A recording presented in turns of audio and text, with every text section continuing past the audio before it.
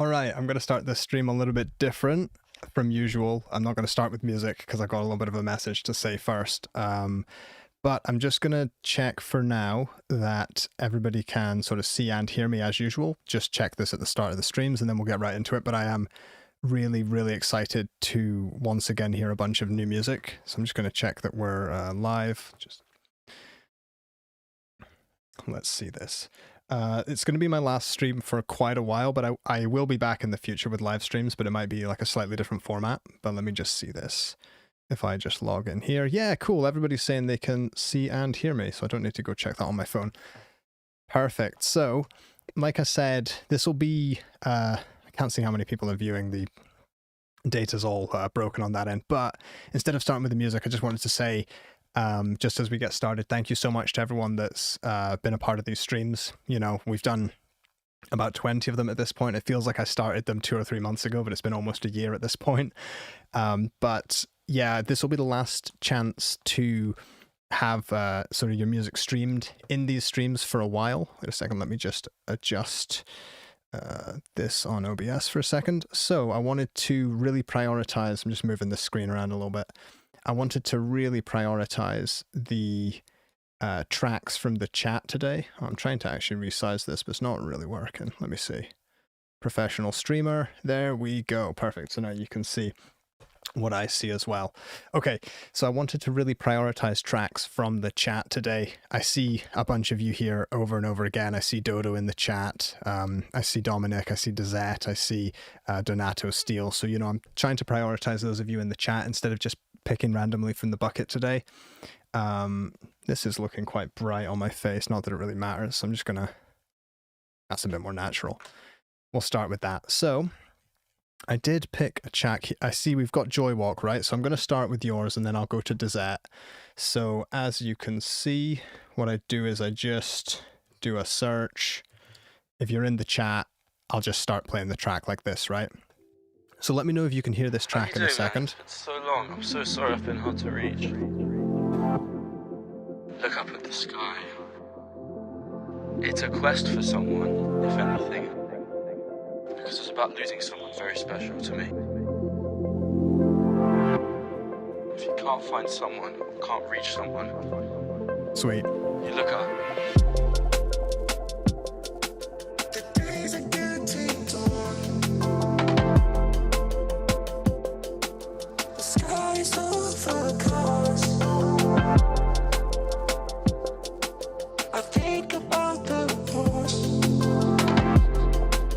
Nice. Look up at the sky.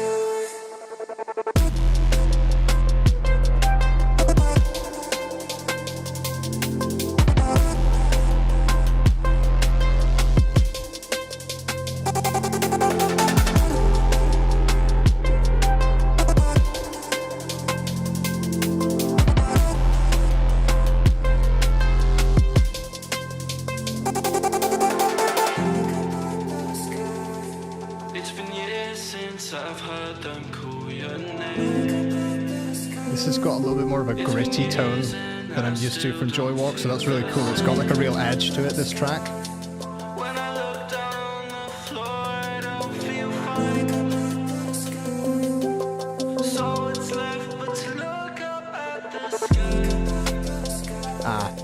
So I had some plugins loaded on it, which is why it was quite crunchy. It's smoother now.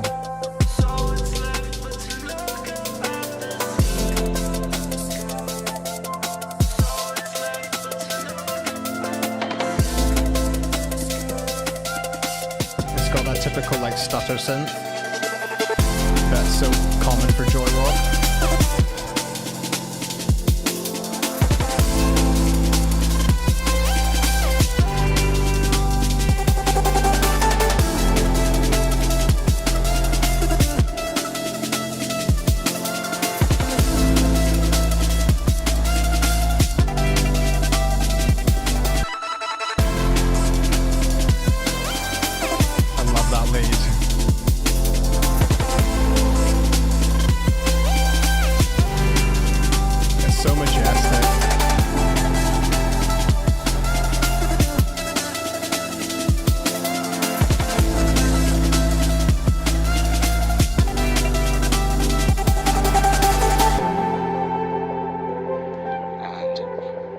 Nice.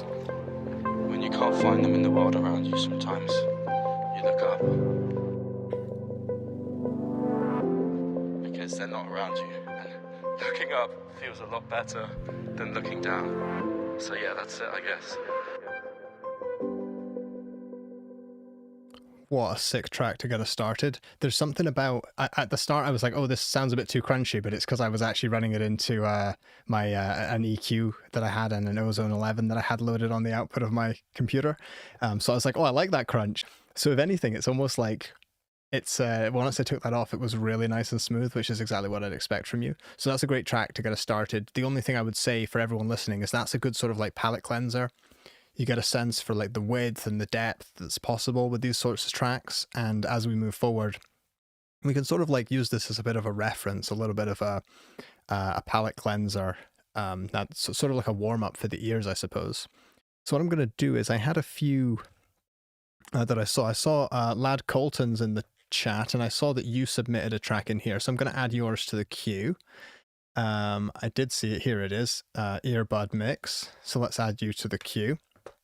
Dodo, you're in here, so let's add a track from you. I can never remember, Dodo, whether we do regularly listen to your tracks or whether I sort of somehow manage to miss you each time. I'm going to put Dezette in there because I see you all over the streams. You've been here right from the start. And Joywalk, you know, good luck with that. I think you said you were going to publish it this Friday. Is that right? What did it say? Yeah, drop in this Friday. So good luck with that release. I see you're sort of going from strength to strength with the streaming numbers at least, but more importantly, the actual tracks, in my opinion, are sounding even better. Which is funny because when we first started listening to your music, when you took part and were one of the winners of one of our community challenges, I was like, this is already so good. Let's see who else we've got in here. Pat, did you submit something this time? I want to just see Kidder's here, so I'll add a track from you. And then we'll just get started listening to some more. So this is going to be, obviously it will be I can't refresh this. Kidder, I don't see a track from you. This will be obviously a feedback session, but it's also going to be a little bit of a listening party as well. Okay, so Zer, we'll add your one. How about that? This one. There you go. Let's see what we've got here. Awesome. Donato Steele's got one, so we'll add yours in. Did we listen to 2 a.m. last time? I can't remember. Or is that what? Oh, you renamed it. So this is awesome. I think we heard a track from them last week, and now we get to hear hopefully the updated mix. Okay. Yeah, so just as we get started onto this queue, you see we've got a couple there that's going to take us a minute to get through anyway. I did want to say I'm going to be taking at least a month away from the streams. I want to keep everything fresh. I don't want to settle into too much of like a routine with it. I want to try some new stuff, but I've also got loads of other stuff sort of personally and professionally that I'm dealing with, lots of other projects that I kind of need to actually finish up. So this will be the last stream for a while, so I really want to get through as many tracks as I can.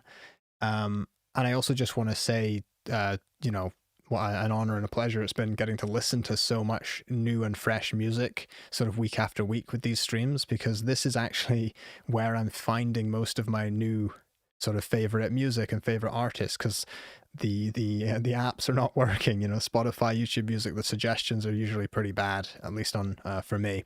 My algorithm's not very good.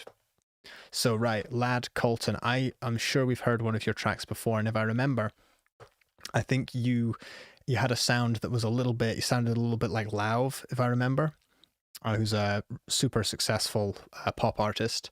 So I'm excited to hear this, and we'll take a listen to the mix. I think congratulations, I'm just reading your message here. He made this track in the middle of the night last night on earbuds. Yeah, that makes sense. So you didn't want to disturb anyone. And you had to sing it quietly on these demo vocals as well. So this is crazy, right? So this is not a final master, but let's just see what this sounds like. So I'm really excited now because this is very vulnerable, just submitting a track like this. Yeah, let's give them a bit of support more than anything else. So let's go. Bring me back all the way to the start. I know in the past I've shown that I fall into hard. Deeper than that, we've come too far to let this slip. Can't change the fact that things don't go to plan. Wishing we had the chance to do it over again. Not a turn or time to say sorry. We're a little late for that, aren't we? Put it to the side.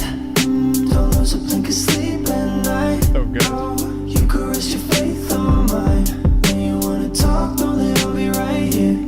You know I'm the first to apologize. But if you think it's just a waste of time, when it's hard to say we're gonna be okay, I won't leave your side. Bring me back all the way to the start. We fell through the cracks, yeah, I know that I held on too hard. We fade to black, we've come too far to end like this.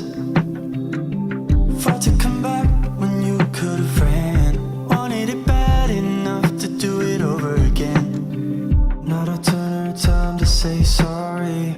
We're a little late for that, aren't we? Put it to the side. Don't lose a blink of sleep. I love how you like subverted the drop there. You could risk your faith on mine. When you wanna talk, know that I'll be right here. You know I'm the first to apologize. But if you think it's just a waste of time, when it's hard to say we're gonna be okay, I won't leave your side. I want to reluctantly stop this because I do have like a bit of feedback. I'm not going to dig too much into it. Like overall the vocals go from being like a bit loud to a bit quiet. So that's something that once you get those final vocals on, you'll sort that out. There's no point stressing about that right now. The feel and the mood of this is just so perfect already, sort of from, I would say start to finish, but from where we ended up. I'm just going to check that it didn't start like a little bit too slow because that can often be the death of tracks like that, but I really, really liked it. The snare was a bit loud in this section, but it was perfect when you filtered the snare here, if it's the same sample. So I'd keep the drums the same here, but the snare was a touch loud there. But I'm just going to listen to the start again, right? Because it sounds so good. People are asking my mic to be a little bit louder. Back all the way to the start. I know in the past I've shown that I fall into hard. Deeper than that, we've come too far to let this slip. Beautiful. I'm just thinking like what we could do. Where do you want to pull the harmonies in? Me back all the way to the start. I know in the past I've shown that I fall into hard. Deeper than that, we've come too far to let this slip. Amazing.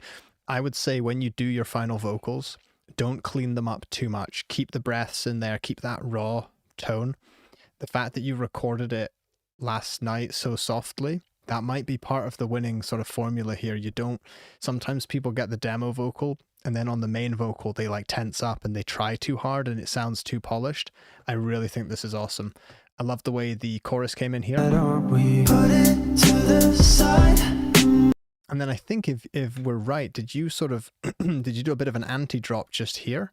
So it sort of like subverted my expectation. I was expecting the chorus to come in and then it took a second. Late for that, aren't we? Put it to the side.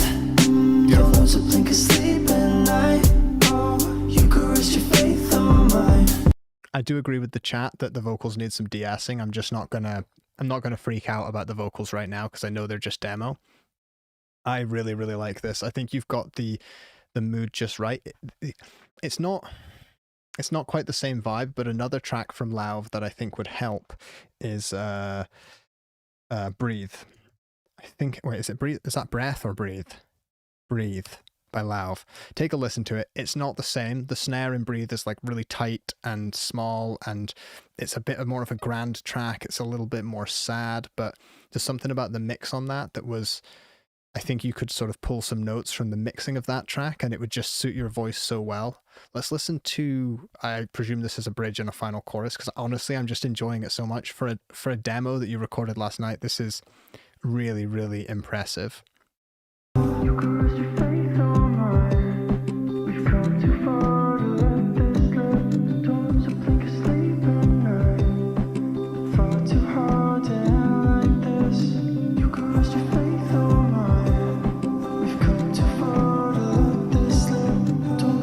Sleep at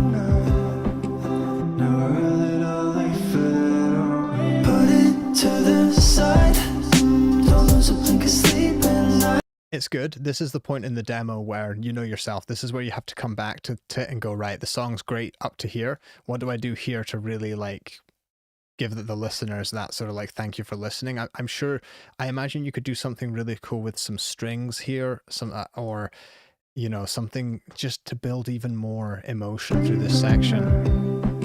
Far too hard to end like this.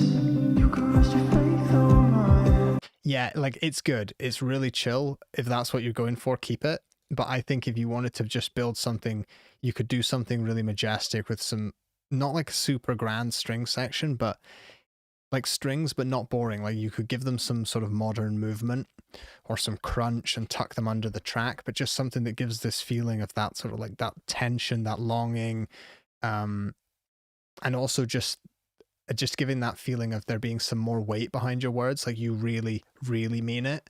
Because it, you know, this section you're singing, it's great, it sounds like you mean it, but the bridge is where you're like, oh, by the way, everything I just said, I really, really, really, really, really mean it, and here's the final chorus. That's what a bridge usually does, for me at least, or a pre-chorus. I don't know, does anyone else think?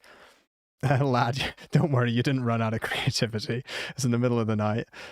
William, great idea. Some kind of pad would work there. I was just thinking something that like gives that feeling of weight and seriousness that strings give. So a pad would be a fantastic option as well. Yeah, arpeggioed acoustic guitar filtered in the bridge, that would be cool.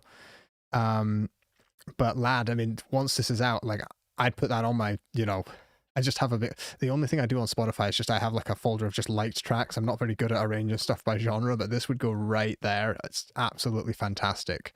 I really, really like it. Let's just let the track play out and we'll get on to the next one, but good stuff. And yeah, I think hopefully this will give you the encouragement to finish it. It's a waste of time, and it's hard to say we're gonna be okay. The snare here is just like too much. Leave your side. Yeah. Obviously you don't want the vocals to be too loud, but if you keep the vocals smooth, keep the vocals prominent in the mix, you already know like all of Lau's songs. I would just use him as a sort of mix reference because you've got your own style. This doesn't actually sound like Lau, it's just your vocals sound like kind of similar. Although I'd say I think you have a warmer and maybe a nicer tone than he has. He's what's the word? I think he uses his head voice quite a lot. Whereas I can feel a bit more chest in your voice, which I kind of personally like. It's a little bit less poppy. It's a little more kind of like indie sounding to me. I hope these words like make any sense at all, but good stuff. Really, really enjoyed that. And also, just as Zer said, like this is amazing. Like if I was also mixing this on earbuds, the mix would probably be a lot more all over the place. So, by the way, I did add, Kidder, I added your track to the queue if you didn't see it. So here's the queue for now. We're going to take a listen to this track by Dodo, who's a stream regular. Let's see.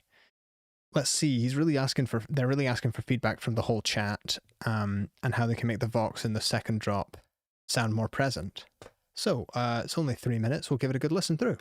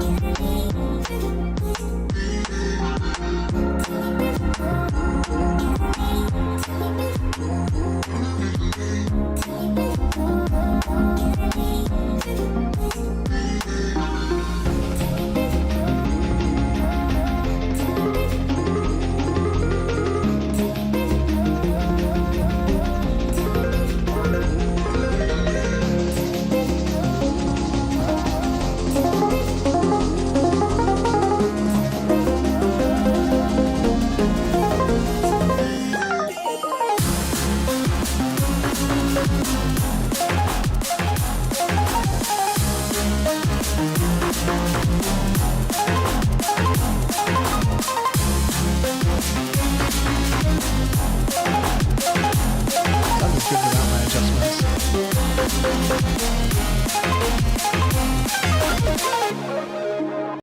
wanted to just check because I was sort of making adjustments for this, but then everything sounded good in the drop anyway. So I was trying to make EQ adjustments for this section because things sounded quite thin. By the time I got into the chorus and the drop, it didn't really need any adjustments, and the EQ I did was actually fighting itself. That sounds a lot more full.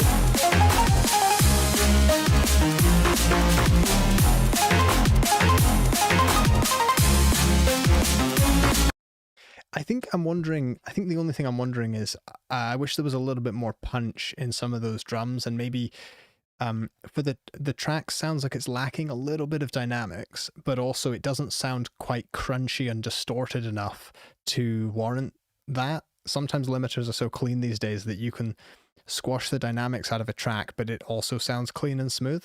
So usually on a track that's like very loud like this, that's, you know, it's lacking a little bit of dynamics, that would usually be okay if it had quite like a crunchy and just a more gritty sound. I don't mean like, you know, I don't mean it sounds like your speakers are broken or anything, but just if it had a little bit more like grit and edge to it, a little bit of saturation, I think the whole thing would sound just fuller and more present in the top end.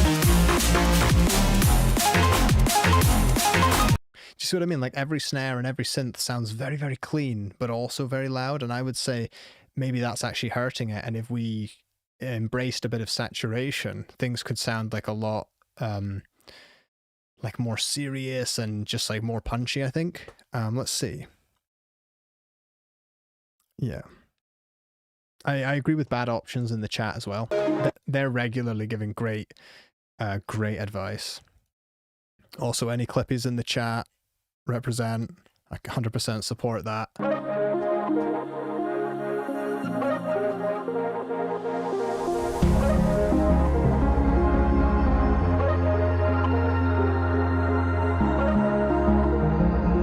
I like the saturation here on those.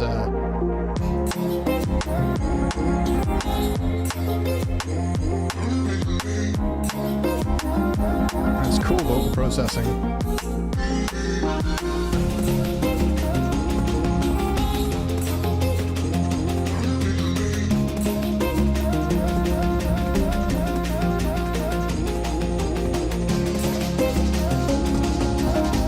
I think some of the synths need to be a bit more filtered away here.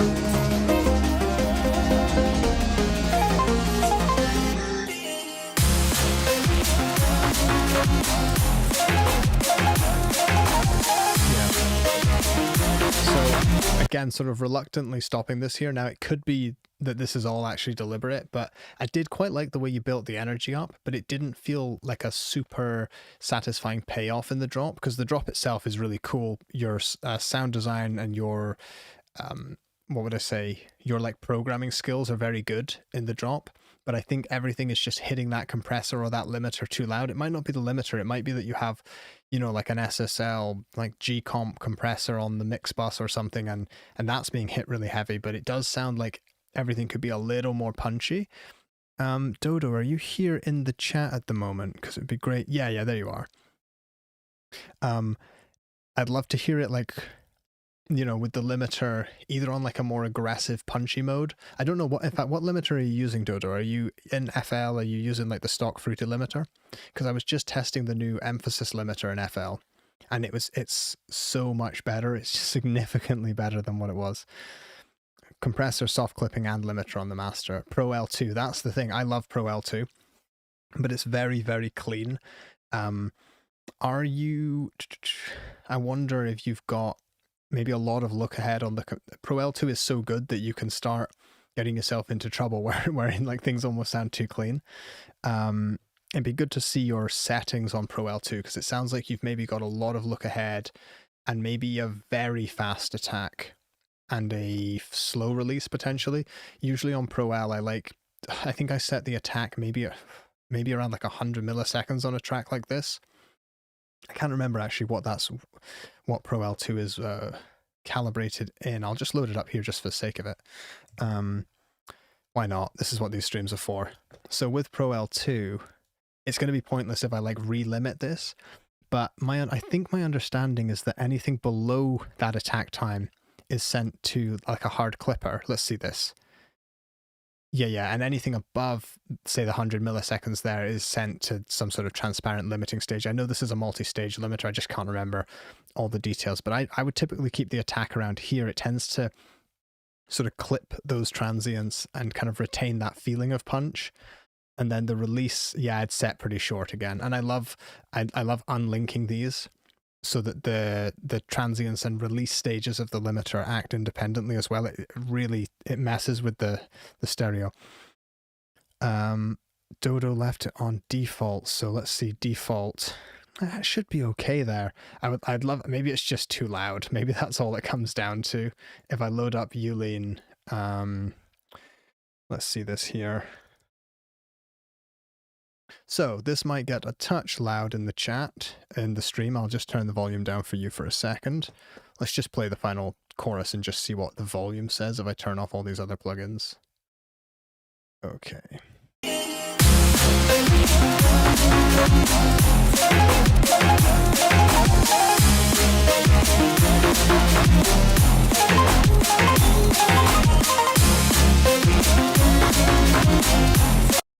So that was your problem, I think. I mean, it sounds quite good when I play it very loud in my own headphones, but that's always the case with these sorts of things. I'll just turn this back up, turn this down. So we were getting, don't worry about integrated, it was just the sort of true peaks were going above, and then the short term was, what did it say, minus 5.5 LUFS.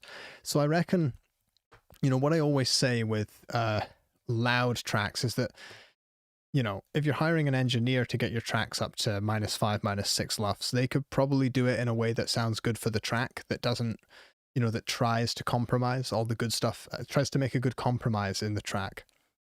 But when you're engineering your own stuff, you don't have the, what's the word? You don't have the objectivity anymore. You're so close to your mix that you'll always remember how good the mix sounded. Even if you're listening to something that's flattened in the master, your ears will make you think it's better than it is. So I'd say when you're mastering your own stuff, once you go above maybe minus 8 LUFS in the short term, I don't think it's very easy to get those good punchy results that you're looking for. So I'd love to, in fact, Dodo, you know what you can do, because you're in the Discord all the time. If you just send in the chat or in the feedback channels, just send me like this version, but take that final limiter off. In fact, take the compressor, the soft clipper, and the limiter off. I'd love to hear it, just personally, because if your mix has all this punch in it, then it's great. But if your mix also sounds a little bit squashed, then I know that we need to dig into the mix, and we can do that together. Okay, I see you in the Discord all the time, so I think that's best. And I agree with Clippy here. I think in this case, the track would benefit from being even 1 or 2 dB quieter. I think the whole thing would just have room to breathe. Okay, that was a reference for you there, lad. So, we'll listen to a few more. You know what, while I play Dezette's track, because I just know this is going to be absolutely fire, okay? While I play this track, we will pick a few more from the chat and we'll add them to the queue. We've got Zer, Donato, and Kidder, but I'll add a couple more, alright? So this is, the track we're playing is Careless by Dezette.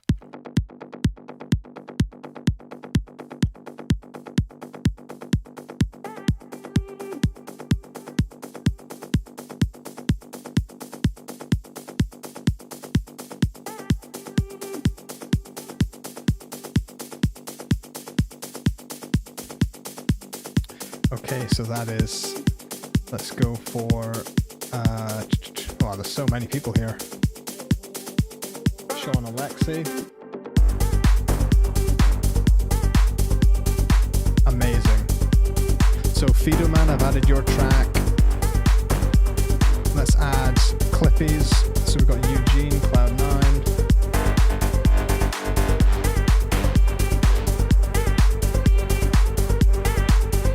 Too much fun here.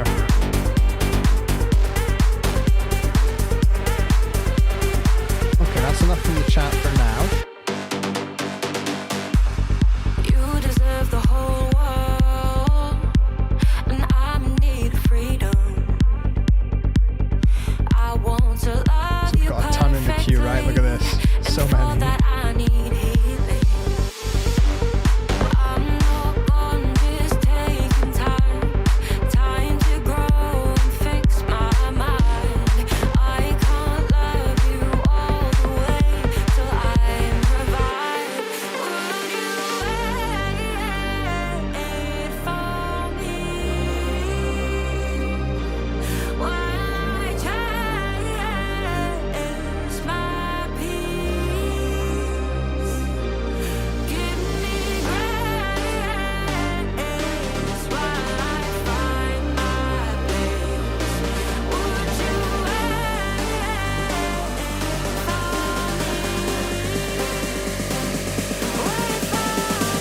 going.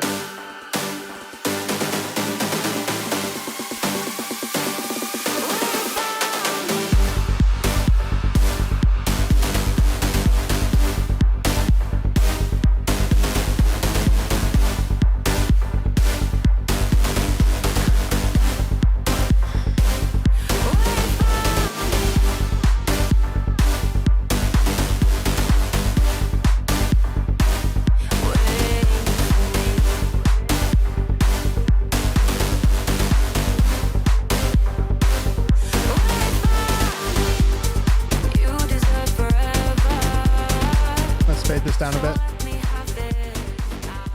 I'm so sorry, guys. Just reluctantly have to fade that down because it is 6 minutes, but we'll come back to that in a second. I just love how this one feels like it feels slow, but like really propulsive at the same time. Does that make sense? Like it doesn't feel like the super high tempo, high energy that you'd expect in a lot of tracks like this. There's something about this. Let's see.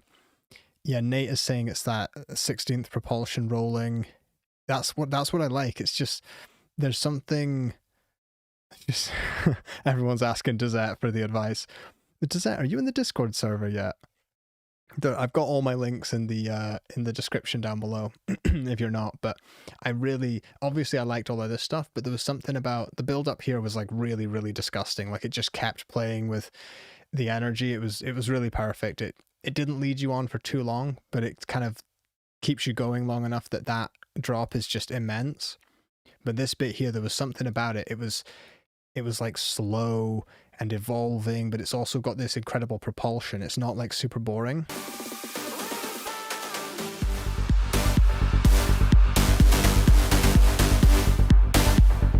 Yeah. Because the bass is super, super quick, I guess. It's just like as you say, it's continually rolling, but the synth melody itself is like, it's like nice and chill almost.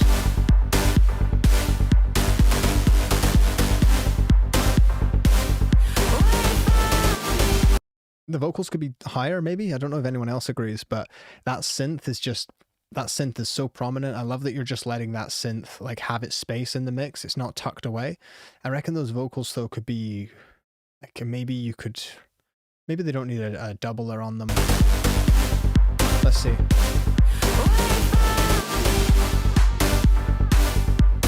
I like the delays, but I definitely think the vocals could go up. Let's see.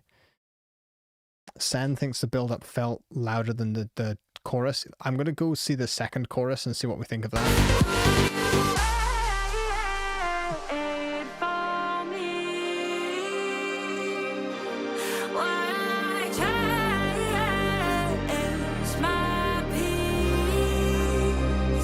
Nice.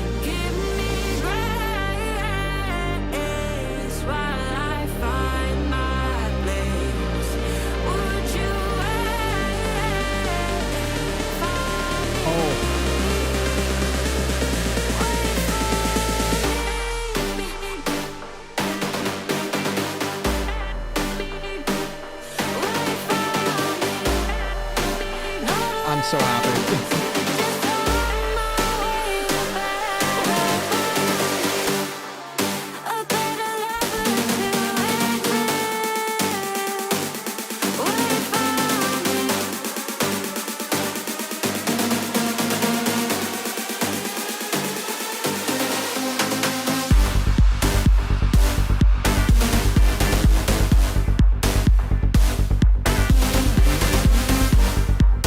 Just incredible.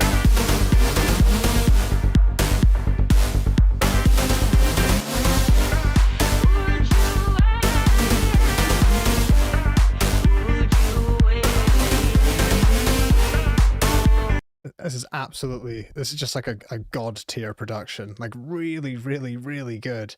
I love the introduction of this synth here. This little, was it arpeggiated? I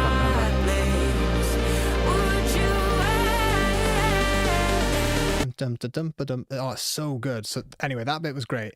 I felt maybe the main sort of synth lead sort of stacks here were maybe a touch loud, because when the drop hits, they kind of duck down a touch just because everything's being limited. So maybe in this section here, the chords are like a dB or two too loud. that main synth lead.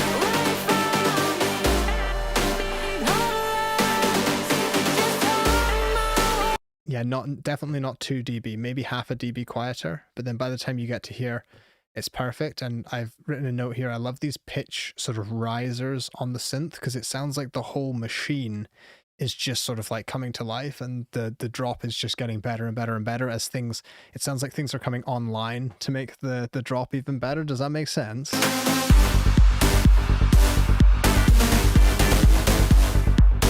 This riser.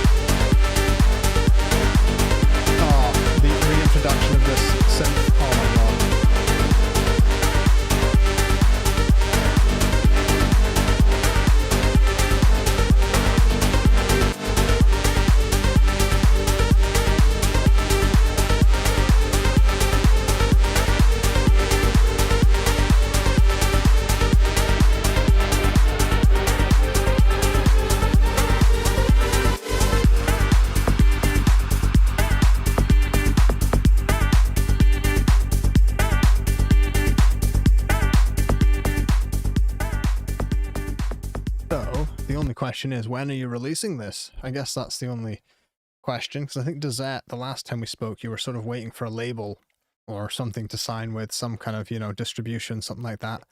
But honestly, if that hasn't if that hasn't happened by now, I would just use Boombox to actually distribute this. Like if you don't have a distributor, I mean, that takes me seamlessly on. I mean, you're already a Dazette, you're already a paying user of Boombox, so that means you can just, if I jump over here, I'm pretty sure that my queue will disappear, so I won't. But I'll go onto this tab to just say, anyone watching, the top link in the description if you want to sign up to, you're on a free Boombox account right now from signing up for the stream. But if you want to access all of the features that Boombox offers, I mean, you can see them sort of listed above here. Networking, the distribution, all of the tools. There is a special offer if you want to access it. It's the top link in the description box. Boombox is an all-in-one platform for music producers, artists, mix engineers, mastering engineers. It's I use it for even basic stuff like all of my file storage. You know, I've got terabytes of storage on there. I use it for all of my file requests, sending projects back and forward with mix engineers and clients that I'm working with. But it's so much more than just that. There's a whole bunch of other tools and collaborative tools built into the software. But you can check this all out using the top link in the description. I won't patronize you by reading through all of it, but on the creator and above, you've got distribution. So either 2 artists or unlimited, and you get distribution to all of the stores that you'd ever want your music sent to while keeping 100% of your royalties. And you can also set up royalty splits if you're collaborating with other producers, as I know is so common in the community. Many of you are pairing up, so you could just do, you know, 50-50 splits if you release a song on Spotify. It's really super simple. So that's the top link in the description. I thought that'd be a good place to plug it, because if you're not releasing this stuff into the world, I really think, I mean, I know I can just load this track up on Boombox in the car, but I think everyone else that doesn't have access to the folder is missing out, because I'd love to play this stuff on road trips. I would just have, you know, this would just plug right in there with the rest of the playlist.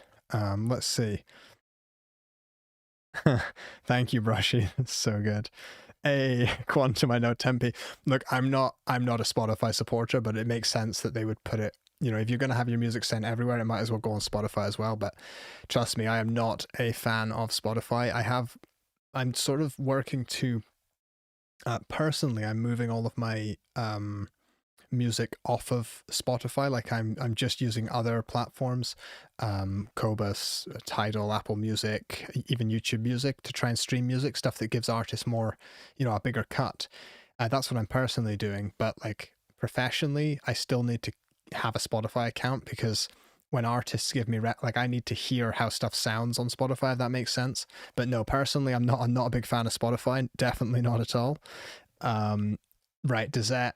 I don't want to take the energy down though too much, because Dezette, this was like really, really flawless execution. Any notes I've left, I'm talking about a half a dB here, a dB maybe.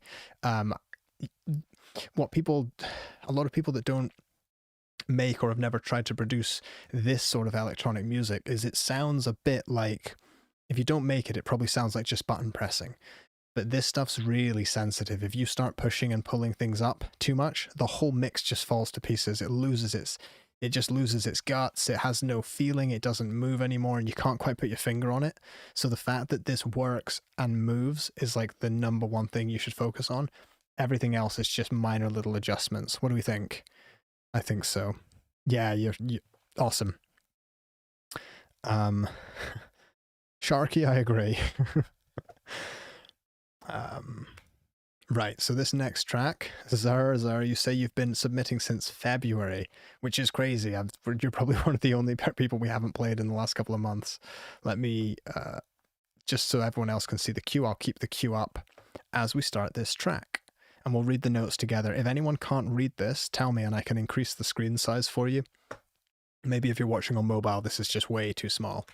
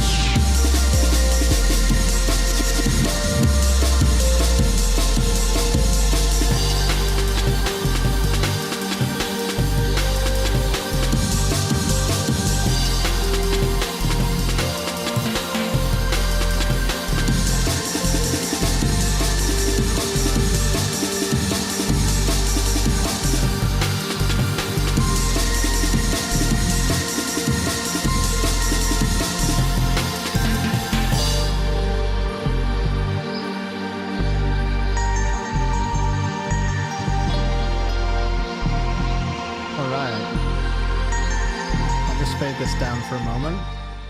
So thank you for making sure that it wouldn't get flagged, but the main reason we want unreleased music is really just to help give people sort of feedback. But let's see. Yeah, I'm glad you mastered it at this rate, because it still sounds really pretty punchy to me. Definitely sparkly. I wanted to say just some feedback for like some of the other people. I think it's in this section or here. I'll just play and listen to the kick drum. I'll find the section though. Oh.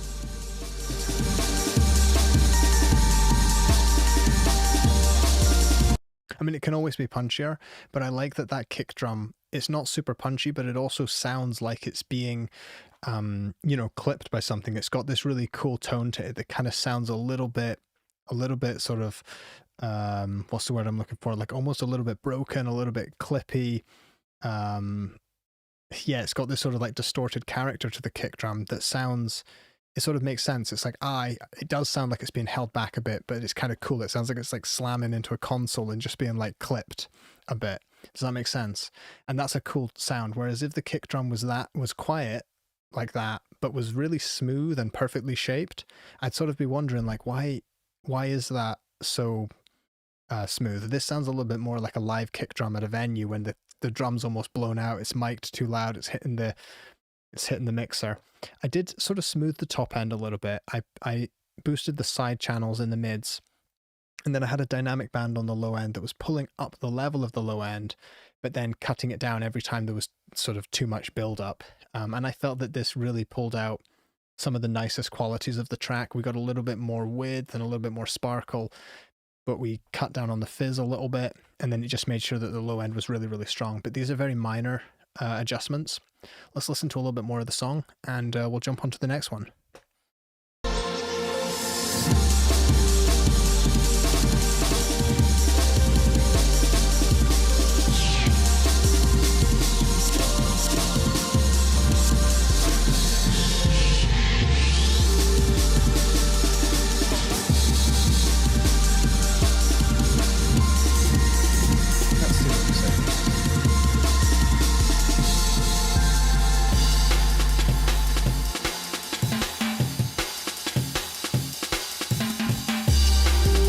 You know, I would say as well, while you said you're not entirely confident about the high end, I'd say you did a good job of keeping the track sounding open and quite sparkly. You know, it's not lacking for detail in the high end, and the low end just sounds like you've got a real sort of like tone that you're leaning into.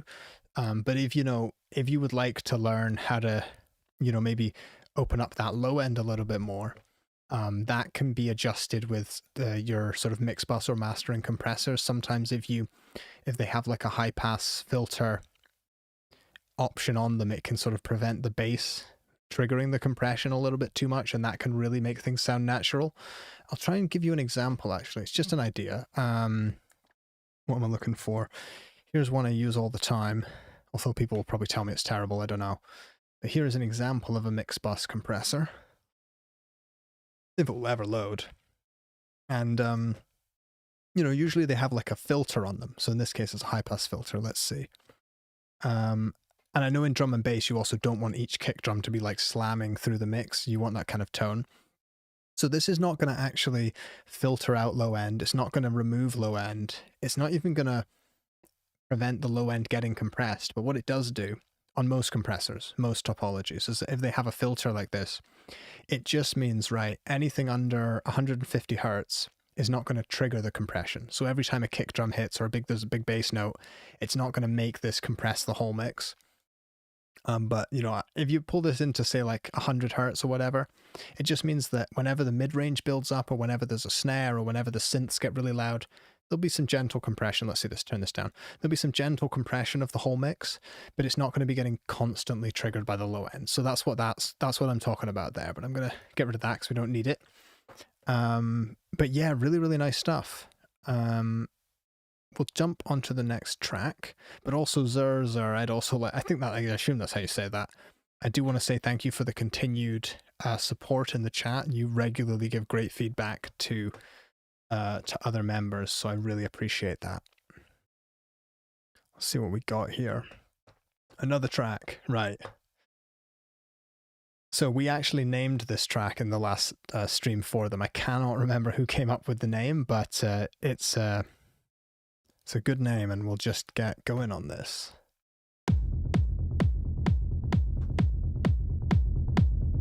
Again, I think that kick drum could be so much dirtier.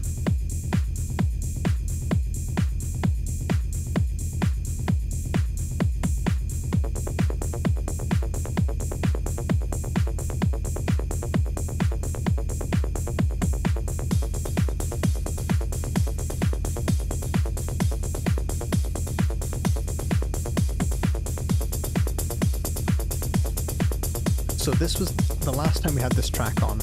One issue we had was trying to figure out how much we could push and pull with that rumble.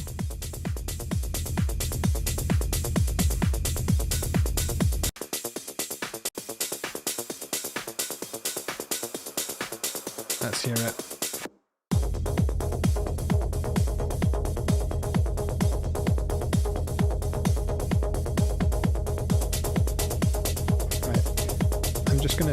take a picture of what's in the queue right now in case I lose the queue. Because I want to hear the old version of this. And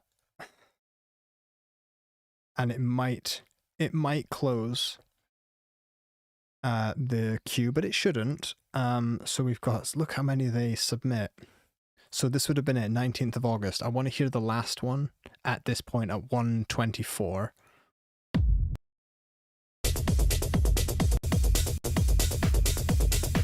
So that's what we had.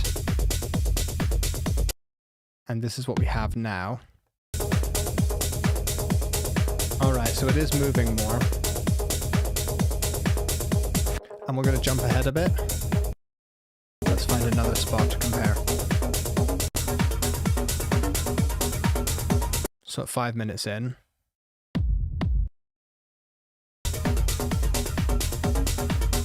Yeah, the new track definitely has more movement, but I'll see in the chat what exactly. Yeah, you say you're thinking you might go in a more like trance techno direction, and that's what I'm feeling with that extra synth that you've added on the top now. It just feels like it's got more movement. I mean, this is the kind of song where it's not what I listen to on like a daily basis, but if this sort of thing came on and, you know, you were at like a gig or a club or something, you know, like a rave almost, if this came on, and you don't have all the fidelity that headphones have, it would just be like such a crazy wall of noise. You'd just be like, all right. It's for when, like, it's for, you know, in the middle of the night, you've given up on like audio fidelity, you don't care anymore. Let me go back to the queue. If I jump out of this file search, because I don't need it. We'll keep playing the track for a bit.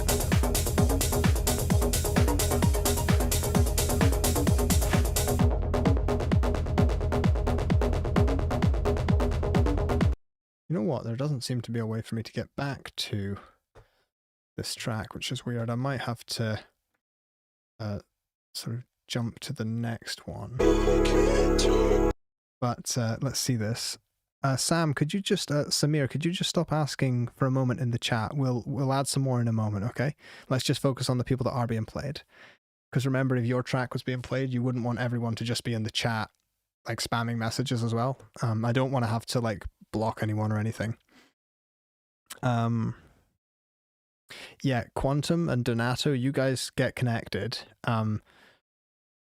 Yeah, Donato, I think if you head in if you take this into a more atmospheric and sort of trancey direction, I think you're going to be a lot more satisfied with it because you've got some movement there. There's something happening there that's cool and that's undeniable.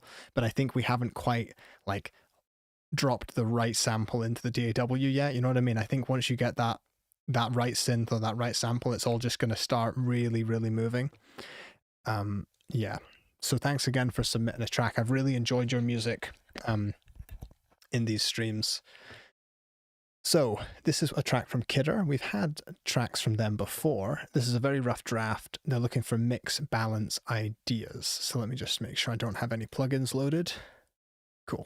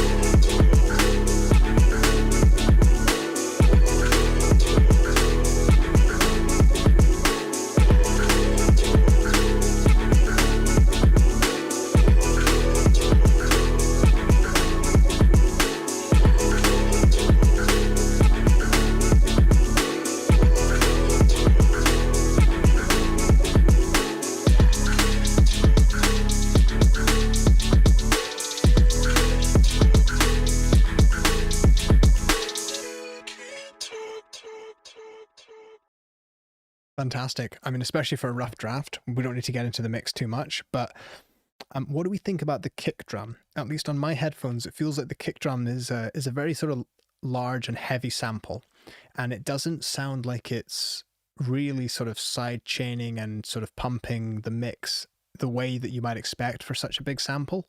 But I'm going to sort of hone in on that because that's all I was feeling. I was trying to just feel the whole mix, and I was thinking it did sound a lot like the kick was on top of everything, not quite commanding the mix in the way I would have thought. Let's see.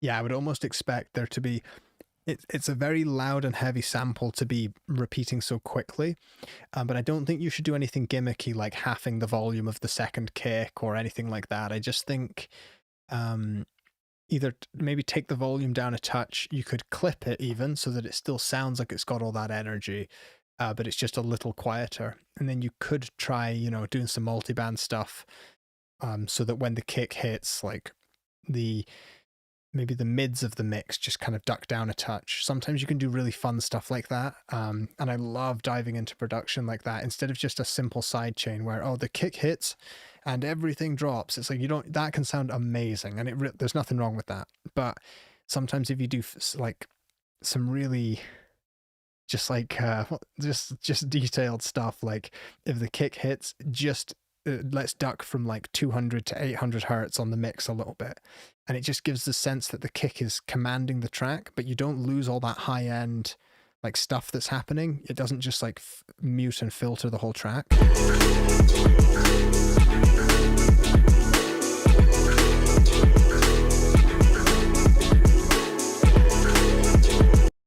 But I've got to admit, like you say in the chat, I'm also a fan of like a lot of bass and loud kick drums and stuff. So it would just be a case of, you know, save the project where it is and try to see if that's a good way to balance it, because I'd rather you tried some cool stuff like that than just took the kick down by 3 dB and then it was never loud enough for you.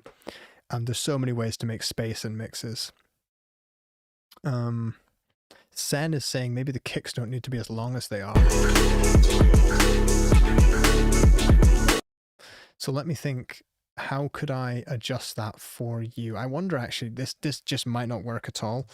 I'm wondering if I actually have, I need a different kind of transient designer actually. Does Ozone 11 has an impact module? No, it's not going to work, is it? Envelope. Let's go for a time-based envelope on the low end. Oh, and here as well. Let's go for this. Who knows, this could just be disastrous. Let's take a listen.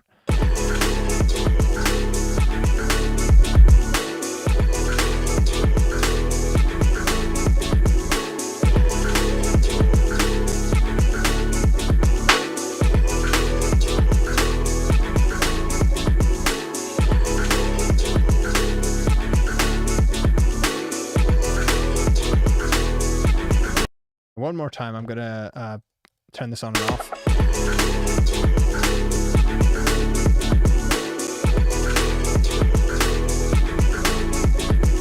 So that's not doing quite what I want. I'm wanting something to clamp down on the ends of the kicks. Also, this module, when I found this, I realized that I was like, oh, I probably should have made Reviver go in like both directions as well. But I still like the sound Reviver has over this. I think it's got like a really nice crunchy sound. But let me go here and try MB, Pro MB. I wonder if I can have on the kick drum attack. Oh, the one thing I don't like about Pro MB is I've never actually spent the time to figure out what these mean in milliseconds, because it's just attack and release. So let's go for a big reduction for the end of the kick. What I'm trying to do is maybe take away the end, like kind of shorten the kick a little bit using this just for fun. Let's see what Soul is saying. Yeah, exactly. I want something like that. So what I'm going to do is make sure that the attack is quite long. I assume this is long. Hold up. Let me see. Is there help tips? Show interactive help hit. Right. We're all learning together. Right. Oh no, intelligent. Okay. Oh dear. Right. Release, and the release is going to be medium. So let's just start with that. what I'm trying to do is get this to let the start of the kick through, then clamp down and release. So let's see.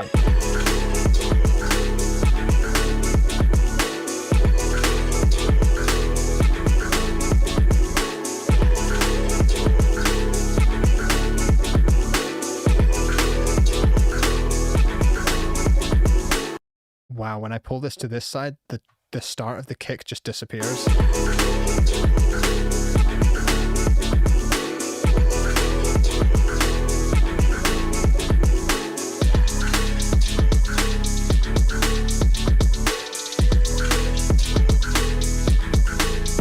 So let's try that now, and then we'll move on, because I know we've been listening to this for a while. But...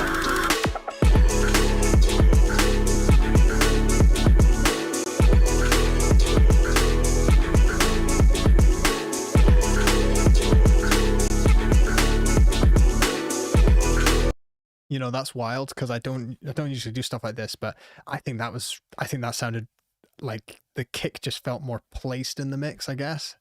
Channel name mentioned. You wouldn't need to do this. You could do this way more intelligently if you were just working on your actual stems, but I was just letting just the snap of that kick get through, try to clamp down on the rest of the kick and then release, just so that it kind of shortened that sample up. And yeah, Zer, I did say it's just a rough draft. I'm not going to get into the mix. And then I'm like doing stupid stuff with multiband that I've never done. But it shows that, like, if you understand, or if you, it's not about knowing how all the tools work. It's not about just learning every tool. It's more about thinking, what do I want to do? And then do I have anything that I can manipulate into doing that for me? Because I don't use Pro MB. I have it, but I don't use it half as much as I should. So I'm really not familiar with the controls, but it's just about going, right, this is what I want it to do. I haven't even messed with the ratio yet. And you know, if you've got an ear for it, you can manipulate all the tools. I probably could have done this with the dynamic EQ as well if I set the attack and release. That would actually have been a really fun one, although I won't dwell on it any longer. But with this, you do have attack and release bands, but I think these might just be for the spectral mode, but we'll see. I'm not going to adjust that at the moment. But most important thing, Kidder, is that this is, I think, a really cool groove. It's a really cool idea. But I think what's going to really matter is getting that kick and the rest of the track feeling like it really, really grooves together. Let's see what's going on. I'm going to play the next track while I sort of catch up in the chat. So this next one is Make a Move by Fidoman. Okay, I'm going to turn it down just a touch.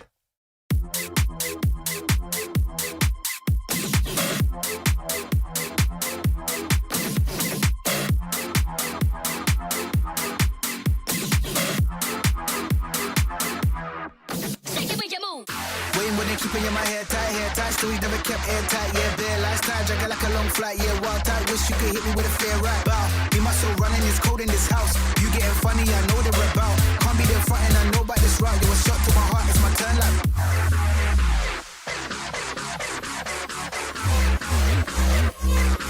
it's my turn.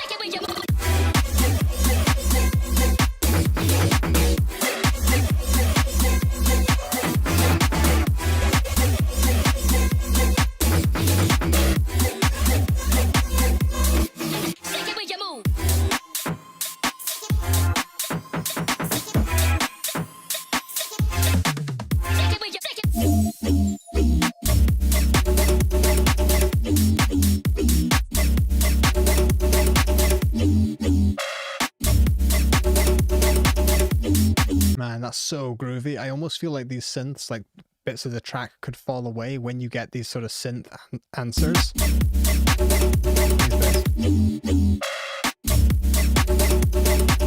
Yeah, you could even just create even more space for that. Oh, this was so groovy, so fun. I wasn't actually listening to like the lyrics or what you were saying. You were thinking about mixing it again and applying some things I've learned, but not sure if it needs it. Right. What I would, do you have it in stems or is it the whole project? Because what I think, this issue here, you know, I'll just say this again, because this is actually like a super important learning point for everybody and anyone watching the stream later. It matters more than plugins. This is an issue you run into for your entire life. This doesn't stop once you've been making music for a few years. What they've said is basically, they finished this a few months ago, but now they've learned a whole bunch of stuff. Should I go back and remix this, or should I just move on? There's no right answer. This happens, you know, I'll be mastering stuff, I'll get a fantastic result, the client's happy, song's published, and then next month you learn like a cool little extra bit of information from another engineer, and you're like, man, that's actually like a really cool way to conceptualize this. Maybe I could have done that with that track I released last month. Oh no. Although it probably wouldn't have made it sound much different. You run into these issues even 10 years into this.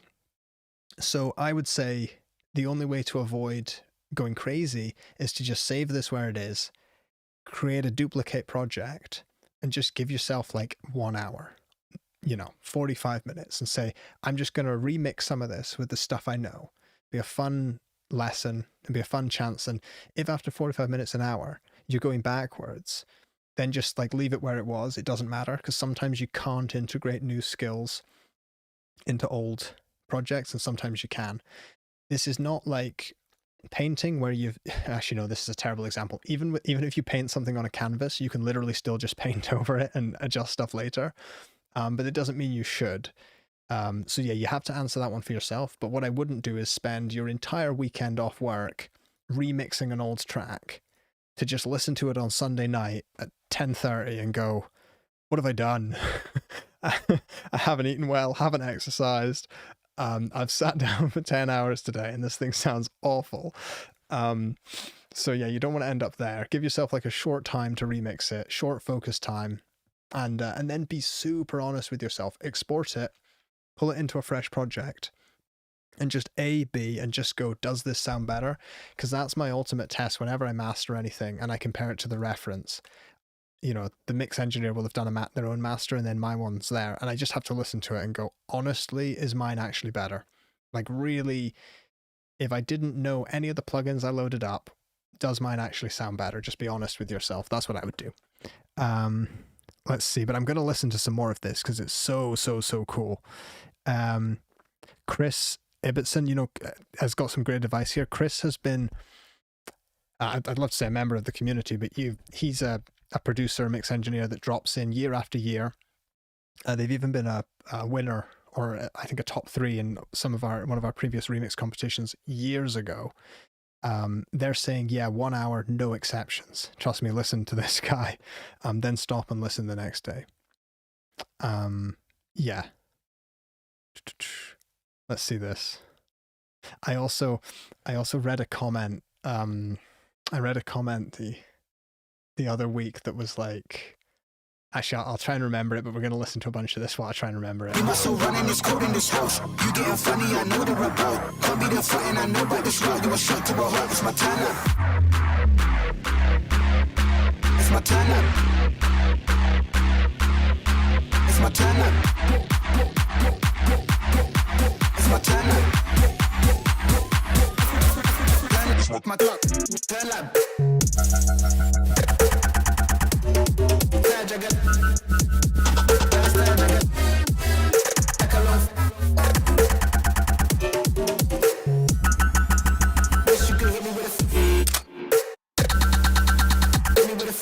Nice.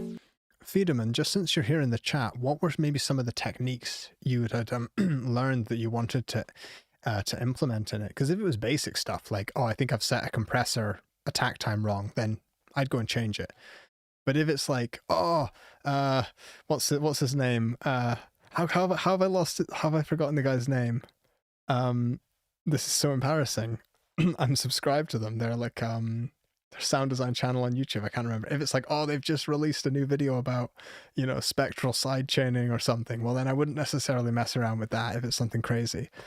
But yeah, this is really, really, really nice. So the quote that I remembered was like, it was to do with mixing. It was like, don't worry, your snare doesn't sound as bad as the rest of your mix. And I saw that, I was just like, oh no. I'm pretty sure I saw it on one of these meme accounts. I was like, yeah, it's one of those like positive comments that's actually like such a dig. I hated it. Yes, Brushy.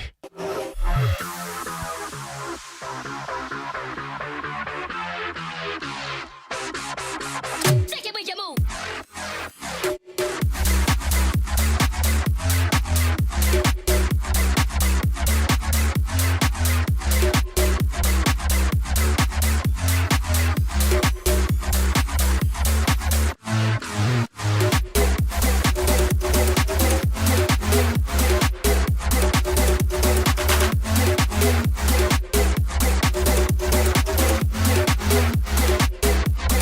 Wish you could hit me with a fair rap.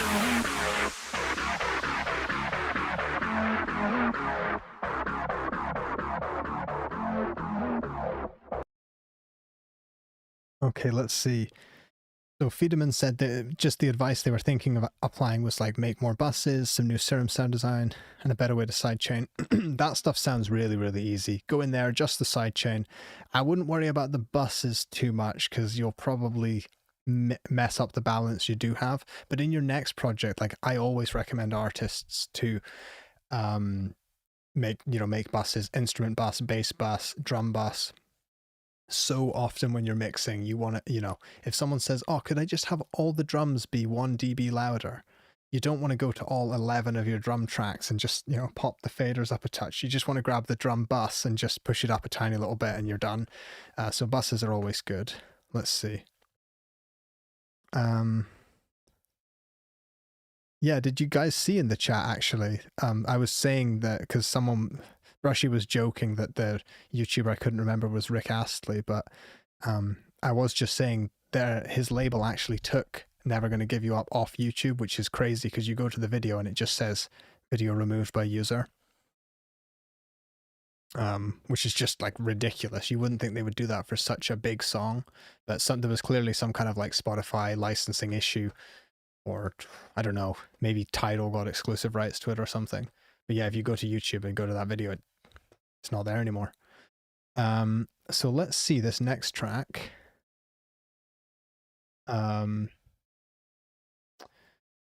Right, this is by, oh wait a second. Who is this in the chat? Because I don't recognize this name, but I know I added this from one of you.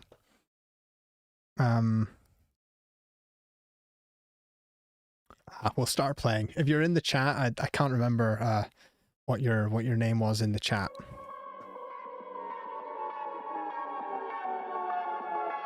Wait a second, no, they've got a different one. A sub boosted, so I'm going to go grab the other one. Blue Skies. Sorry, folks. Sometimes people submit more than one track, and they'd rather... Blue Skies 3, I swear last.wav, so that's the one I'm going to listen to, okay? Oh no, I'm not going to add to queue, I'm just going to listen to it. Perfect. Okay.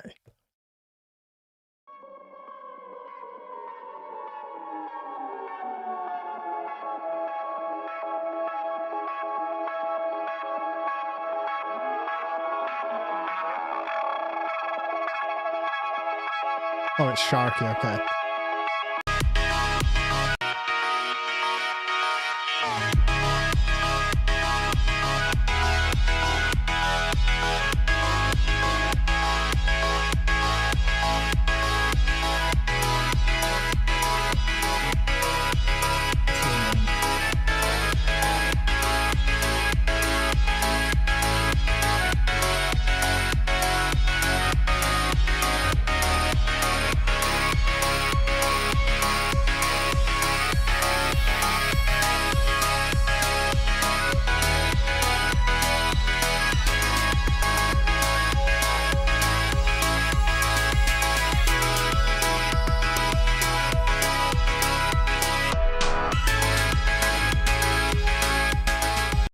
Really, really nice so far. It does remind me of John Hopkins. I misspelled it there, but you get what I mean.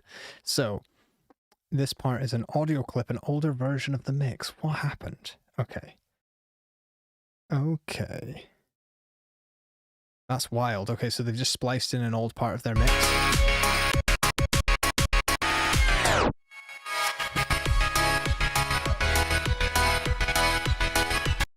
Yeah, so this is too noticeable a drop-off. The sub just disappears, unless you want that to be the case. I remember listening to this track last time. Was this the one that we just said it was good, but there was like too much use of gross beat or gross beat?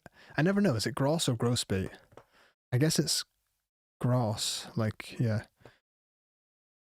Let's see this.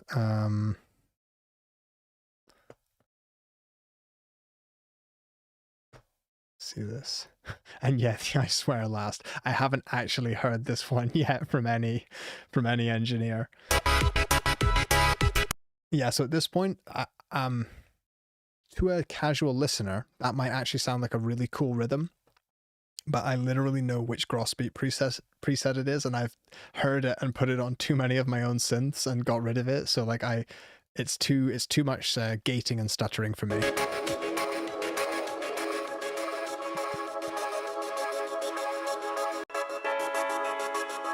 I like the introduction of that piano.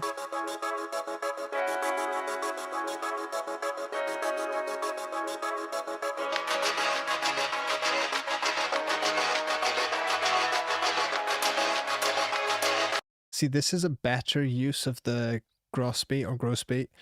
I'm just going to call it gross beat, because it's kind of tucked underneath the track and it builds with it. But it's just too much.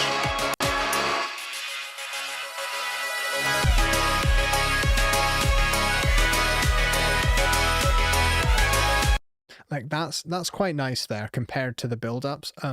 It's a lot more fresh. It sounds more like you're in charge of what the melody's doing and everything. Let's see. Yeah, I'm not sure what Zura's on about.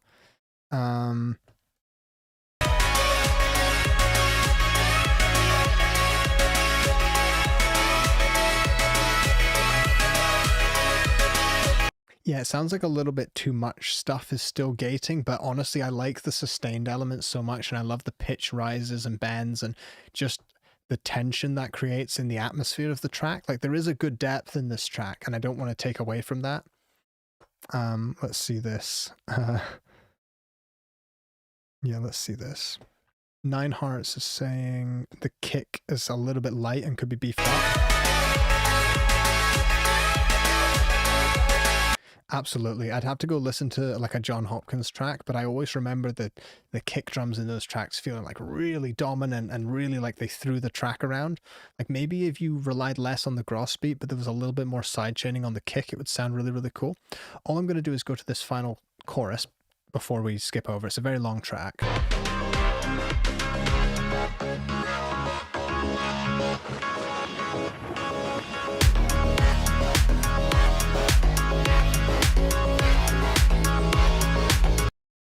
Yeah, it's cool. I like that you keep switching it up all the way through. Maybe it gets a little bit loud in the final chorus, but if I remember rightly, there is a little bit less use of gross beat than the last time, but I would just use even less. Use it as a rhythmic element to build tension in the track. But these elements where you're playing the MIDI and you're really controlling where the listener's attention is going and creating that soundscape, that's the stuff that I really love in a track. I'm not too keen on just like a continual repeated rhythm, but also other people are, so you don't have to listen to me at all, remember? We got a few more, right? At some point when we get to near to the end in this queue, I'll ask for more names from the chat because I see there's a bunch of people here that want their tracks played. We just got to be patient. I'm getting through as many as I can. I'll tell you though, usually at this point we have about half an hour left. I'm going to stream for longer because I said this is going to be the last stream for a while.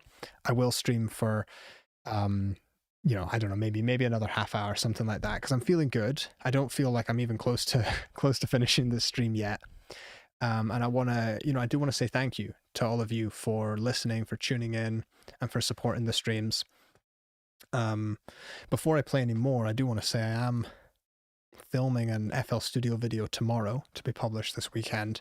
I've been a bit behind on the video content because the remix competition was just so much work, but it was fun. But obviously I couldn't be recording and posting videos while I was focusing on those tracks. If I had 800 remixes to listen through to and I was still posting a video every week on YouTube, people would be like, what are you doing? Like, come on. I wanted to really prioritize and give attention to everyone that put the time in for that remix contest. I thought that was just more important than just like churning out YouTube videos. But if you're here and if you can support the video I post next weekend, I would really appreciate that, because it's been a while, and at this point I think YouTube just hates me because I'm not I'm not doing just crazy clickbait and stuff. The next community challenge won't be a remix competition. There'll still be prizes, but the next challenge I'll probably start, I'm thinking it's, the end of August now. I'd like to get some kind of challenge in before or around Black Friday time, so that musicians can remember, we can all remember that, like, that's what we should be doing. Community, actually making music, enjoying making music, instead of just buying and having loads of FOMO around Black Friday that we're, gonna miss out on some plugin deal that would change our life, because it won't.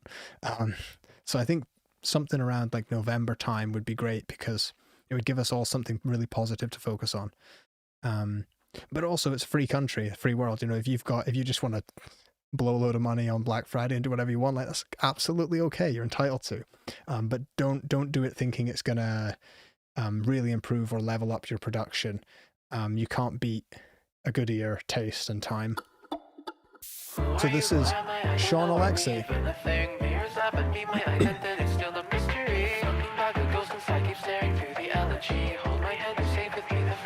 Repeat my plea.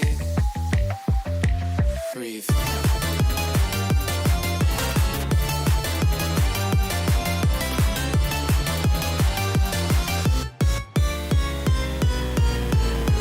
Hey, your strings are pulling on me real inside. Don't you wanna see what we could become? Hey, we both know that the odds don't like us. Can't you gratify your justice once? Counting down the sky. Yesterday will testify. Past mistakes will never die as long as I live. Time is never tell a lie. I'll be ready to sanctify. We can reach back to the fire and pass me by.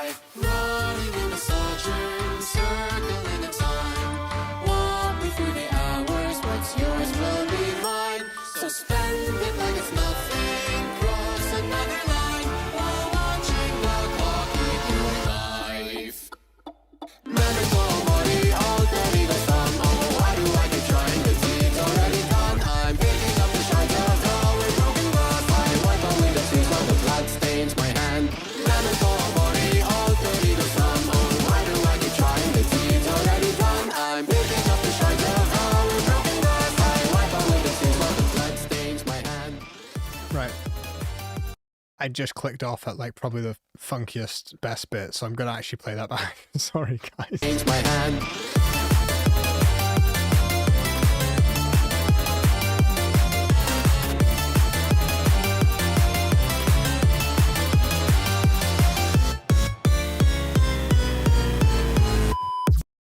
Yeah, really nice, really funky. It's got a cool energy to it. The only sort of like issue is that I can't really make out what you're saying or singing, but maybe this is a genre thing. Maybe I'm just not used to listening this quick right now, and maybe if I listen to it again and again, what you're singing would become apparent to me. But just casually listening, I cannot make out the lyrics. So if I pay attention, I'm sure I could. But a telltale sign for me is like when I have to pay attention to hear the lyrics, that's usually where I want to start adjusting the lyrics, adjusting the mix, sorry. Because, let me find the right words.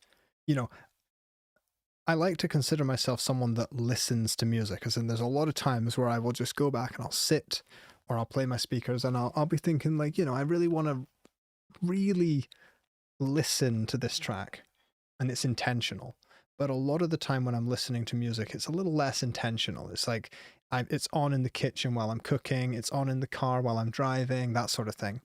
Because I spend so long in my job where I'm mastering, I actually need to be careful not to listen too intently. And sometimes I need to actually relax and listen to the whole thing. Because when you're mastering, you don't want to be focusing on just the treble of the snare drum. Like, that's when you get yourself into real trouble and you waste hours and hours. So anyway, long story short, thank you for coming to my TED Talk. But if you if I have to really pay attention to hear what the words of the lyrics are, that's where I want to adjust things. And I don't know if the vocal needs to be louder, but something needs to be a little bit clearer, I think. I'm going to split it into stems, and I'm just going to see... let's see. Could have... Boombot usually works a bit quicker than the FL stem separator as well. And usually in the chat, in the... what's it called? In the chat, people are usually pretty impressed with how clean this is. So this will help me hear the vocals. But let's see. Yeah, Dodo. And Sen, I think, yeah, you're right, that the vocals do feel like they've got a lot of body, they've got this nice warm tone in them, but potentially they could have a little bit more brightness. Maybe because they're so fast, you need to be really careful with those compressor settings. Like the compressor attack and release need to be super fast maybe to keep up with it. But let's just see what we've got for like the, this will play in a second. Just see the instrumental on its own.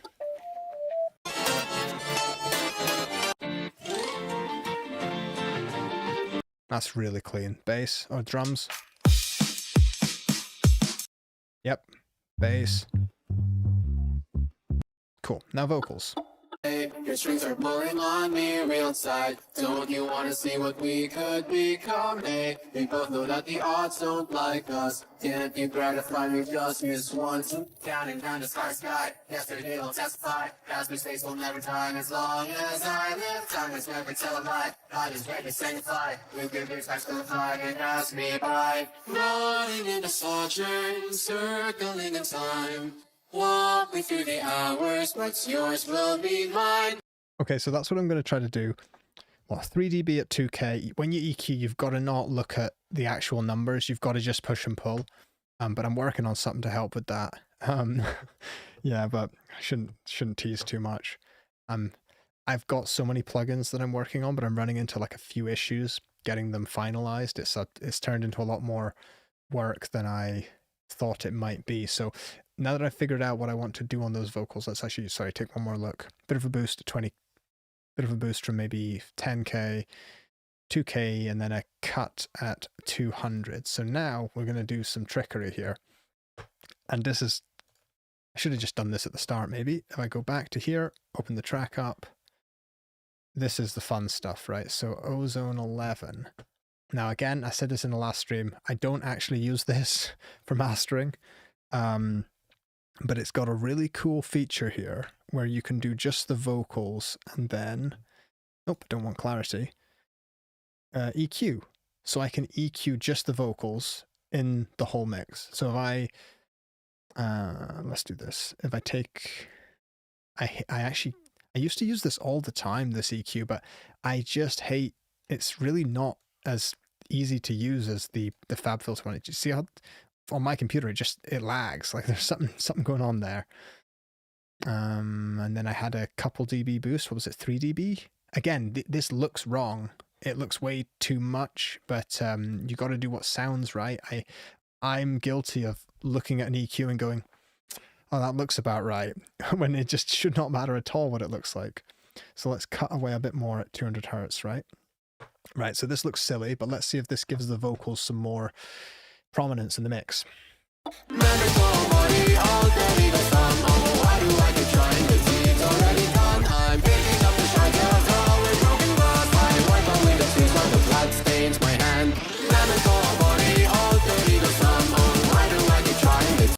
Wait a second, something's not right. Something isn't quite right.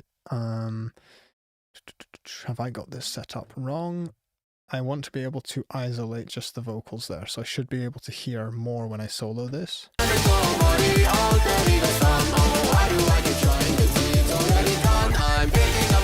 Okay, so it is working. If I duck this down, notice how like mushy the vocals get. They're filtered out, and if I push it, you hear a lot more clarity. Just for the sake of an example, I know this is like a very fast track, but...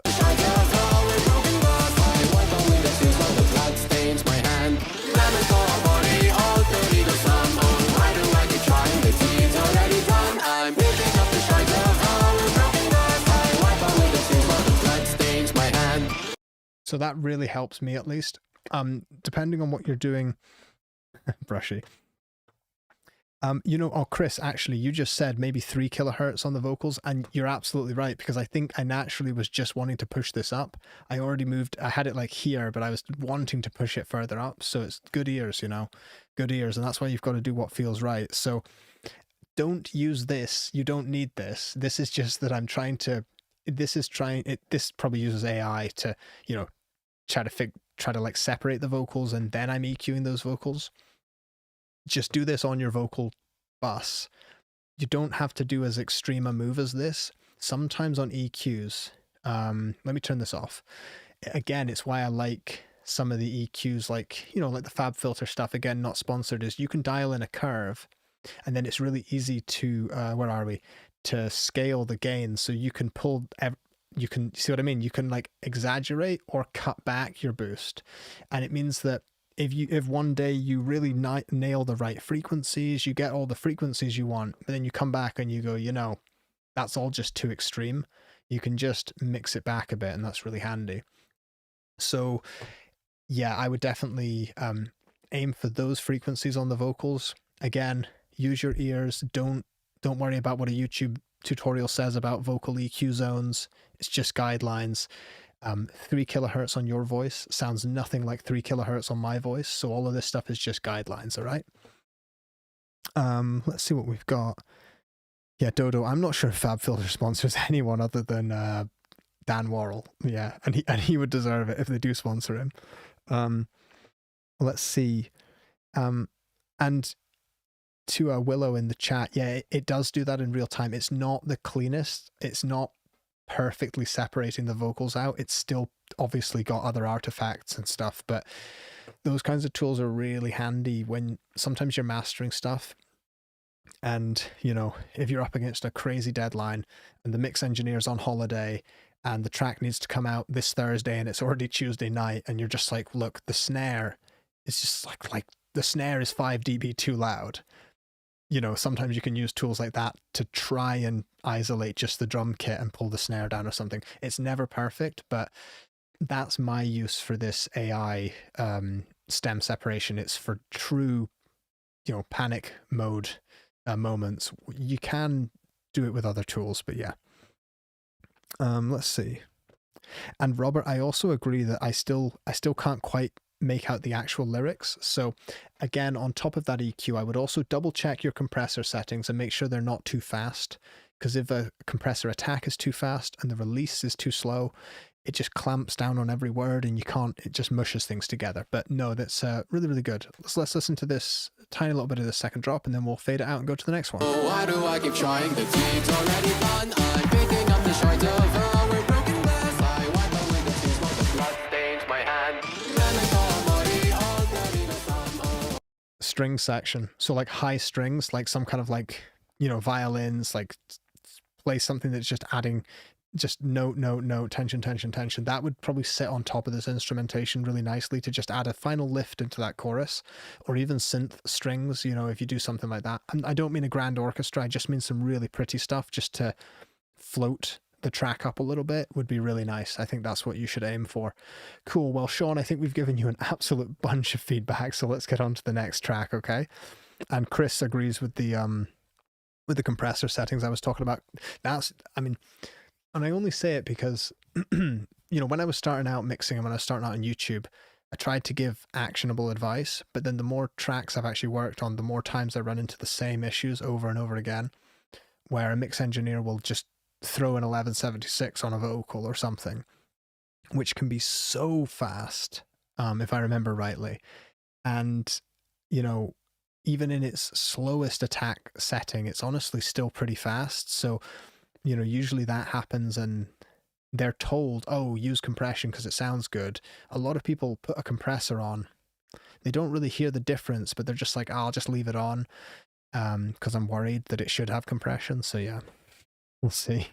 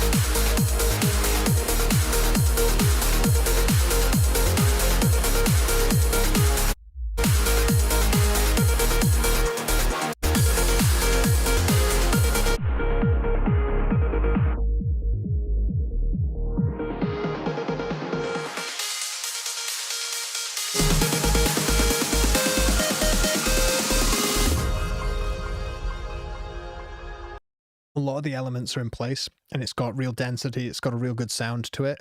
I think the melody gets a little repetitive. I think you can do a little bit more. And like you said, you made this in about a day. I reckon with some fresh ears on it, I think you can take this melodically to like to an even cooler place.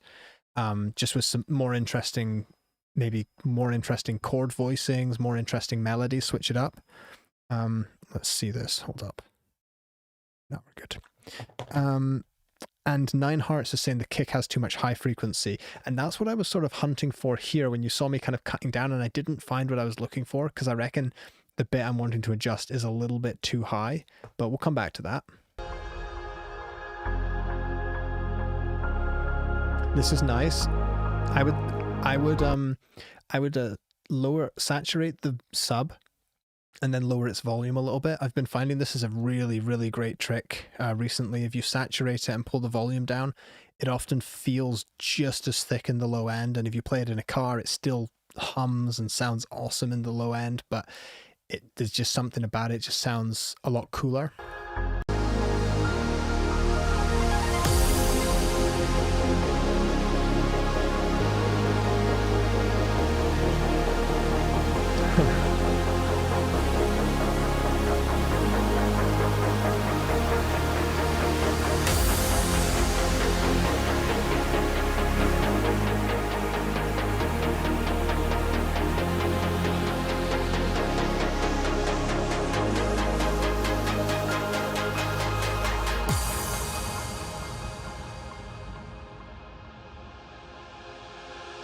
Okay.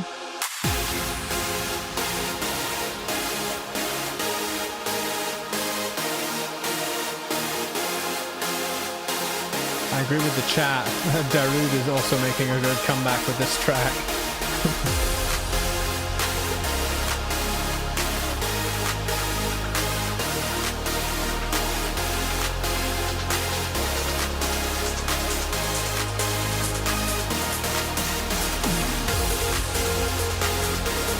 I love that synth. Let's just all enjoy it.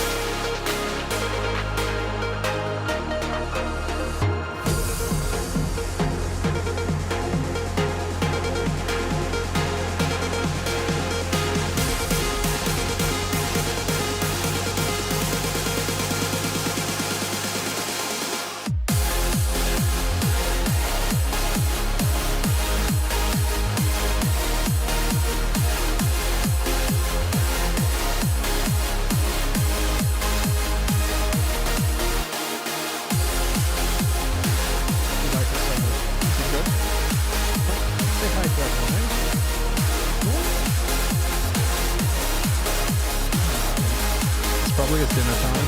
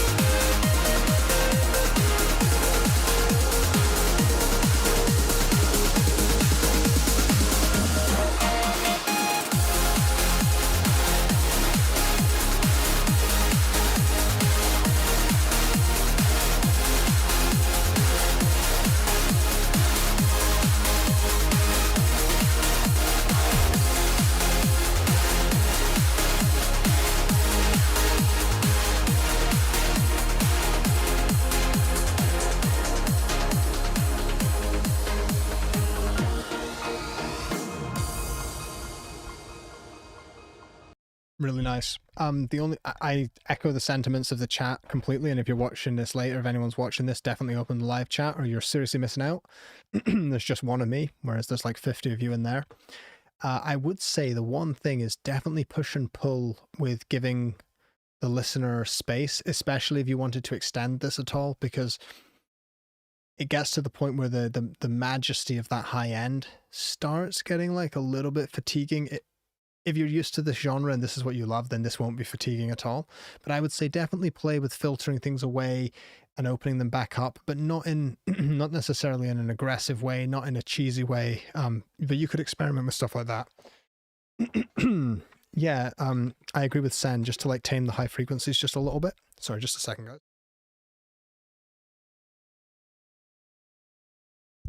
My excuse me, my throat has been so messed up for like more than a month now. I was having some problems with my sinuses, and I took a spray that the doctor gave me, and it really messed my throat up. I only took it once, and I'm still recovering from it. So I've never had anything take this long to heal itself. It's crazy. So yeah, be careful.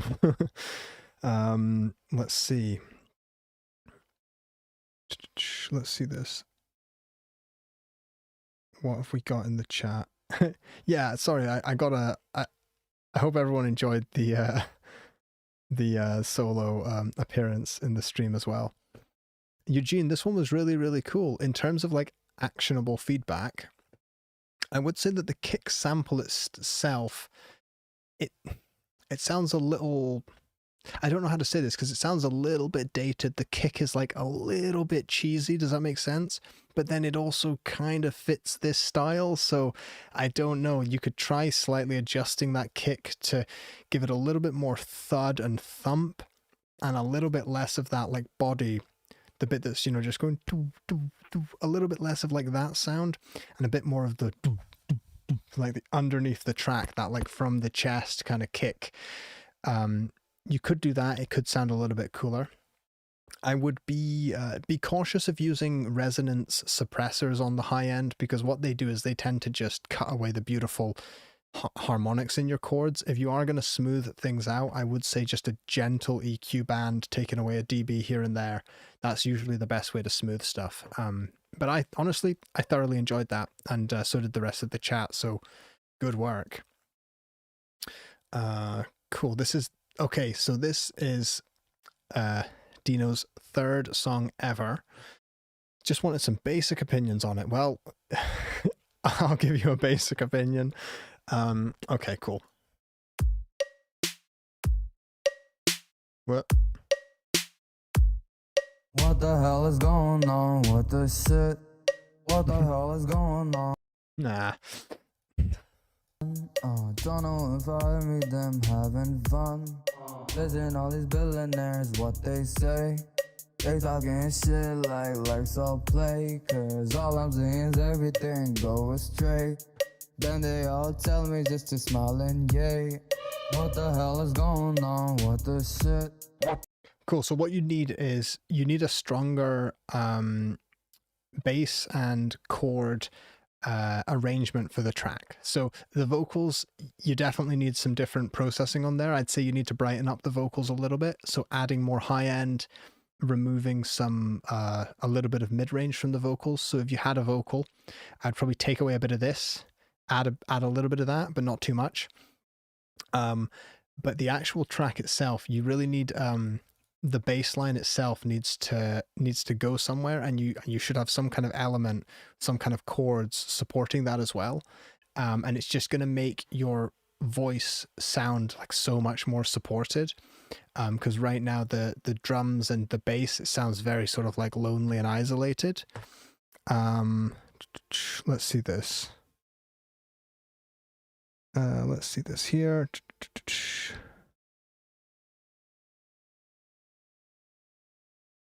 Yeah, and I mean, I'm trying to think about a way to like, how would I have it described to me if I was at that stage? Is like, it sounds like your bass is just like, the bass is sort of just the drums are, you know, they're rhythmic, but the bass is sort of just kind of like playing a note. Talking shit like so play. Cause all I'm seeing is everything.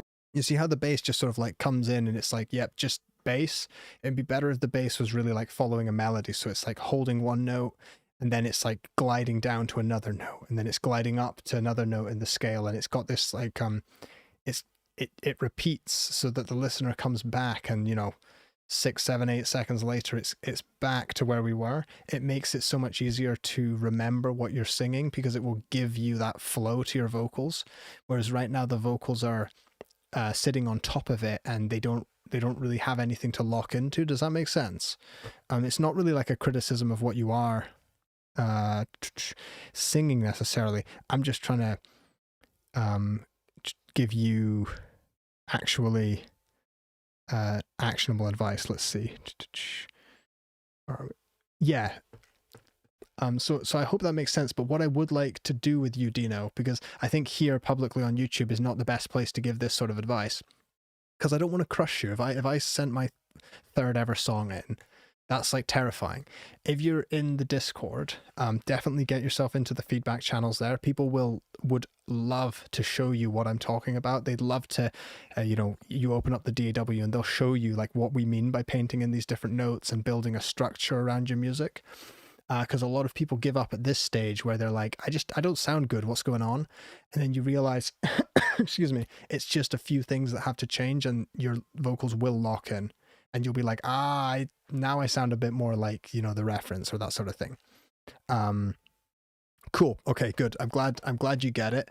We'll jump to the next one, but thank you for submitting that. Cause like, I know it's super vulnerable to just like submit to a stream like this. Hey, Eka, we've heard your stuff before. So what I might do is play this, enjoy it, and we might pick some more tracks while we do this. Okay, yeah, let's pick some more tracks.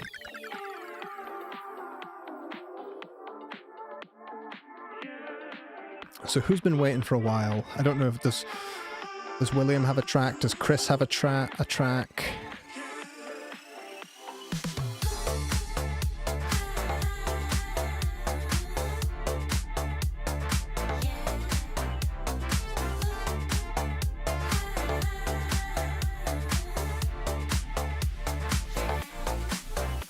Is a Zodiac here? That's what I want to know.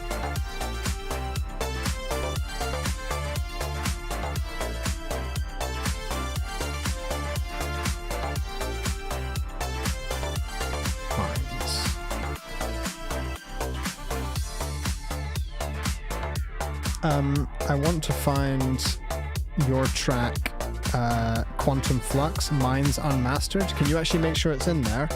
Because I don't see it.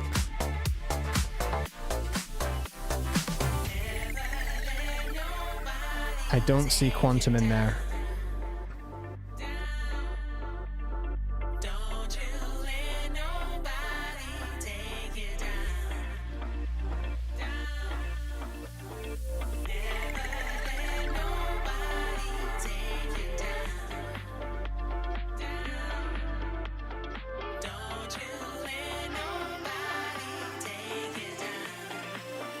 Let's see this. Okay, that's enough just for now. I'll just look through to see who's written a message, okay?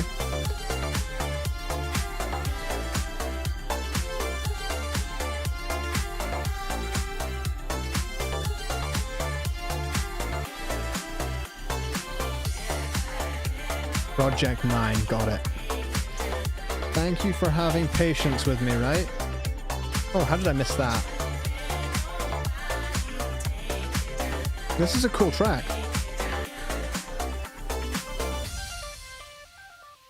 Cool. Right. I'll probably go back to that in a second. I've got a few... this is going to take me ages to get through those as well. Let's see what we've got here then. So, you're thinking of submitting this to NCS after a final mix and feedback. Okay. Right. So when I was listening to that casually, was anything sticking out to me? It was a bit quiet, but sounded good to me. The vocals sounded quite present because I've got the vocal melody stuck in my head, even though I was talking and I was doing other stuff. So the vocals might be too prominent now that I listen to this on its own.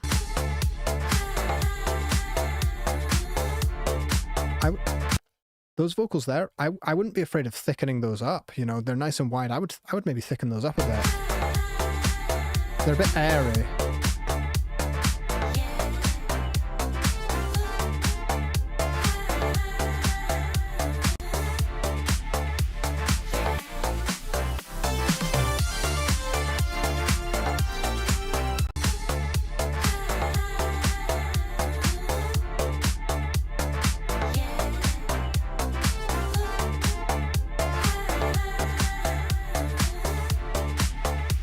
That EQ also made the vocals too loud, but yeah, thickening them a bit so they've got just a bit of that air in them would be nice.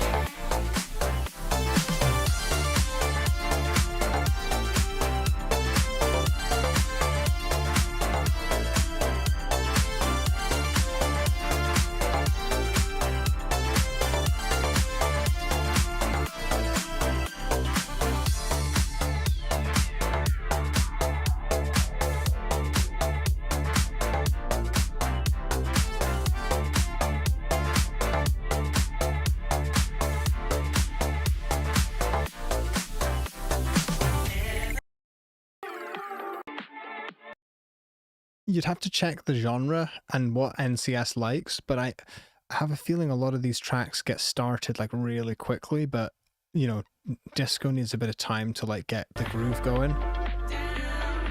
This bit's really nice.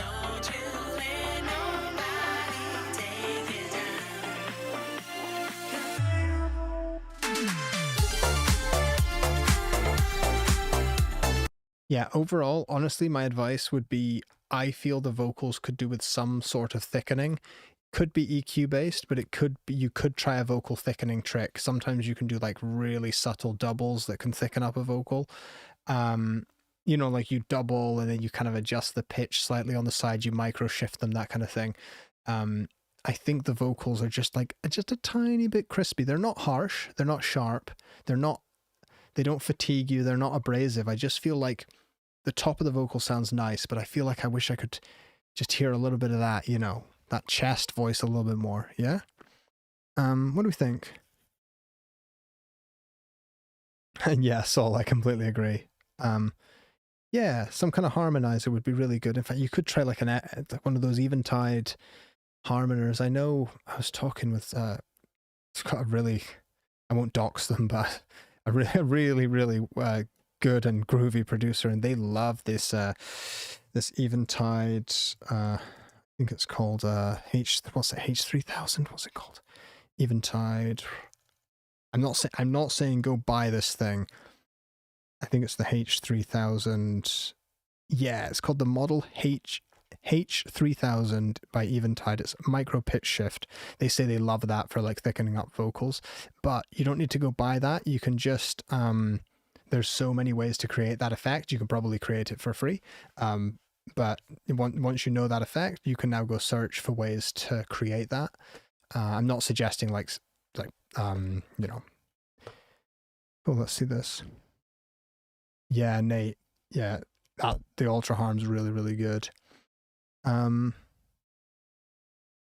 and don't worry, guys, if like you know, NCS or Monster Cat or anyone rejects your tracks. Like, never take any of this stuff personally. Brushy, so good.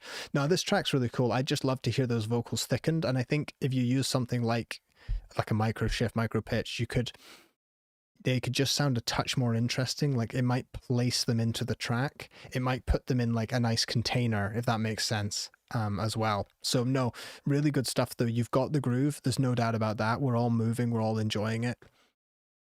So yeah, good stuff. I already played this one. Okay, we've had tracks from you before. This one's super loud again. Let's see.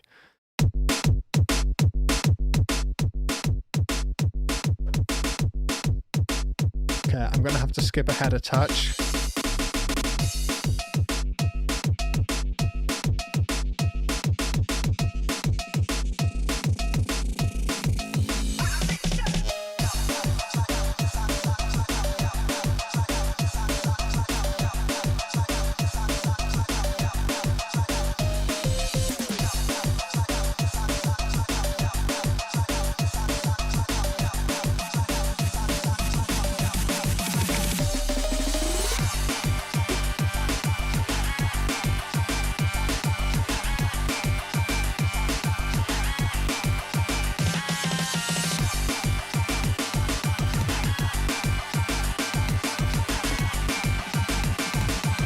Yeah, this section needs significantly more cowbell in this section.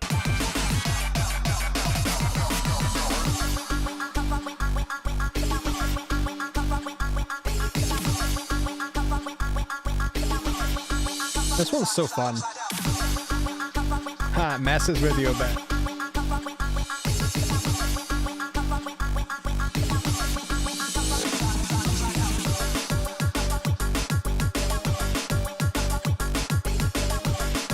The mix is actually really clean. Like I don't listen to music like this, but that's really clean.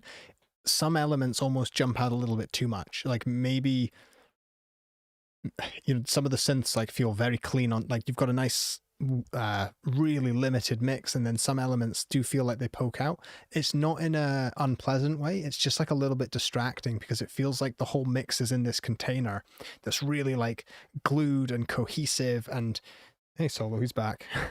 And this summoned him.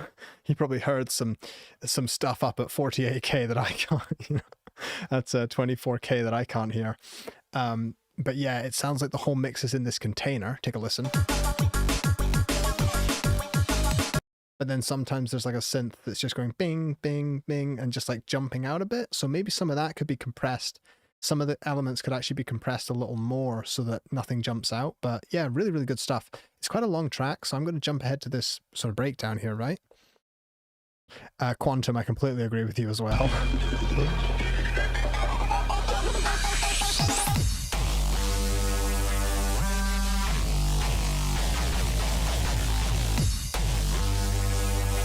I love it.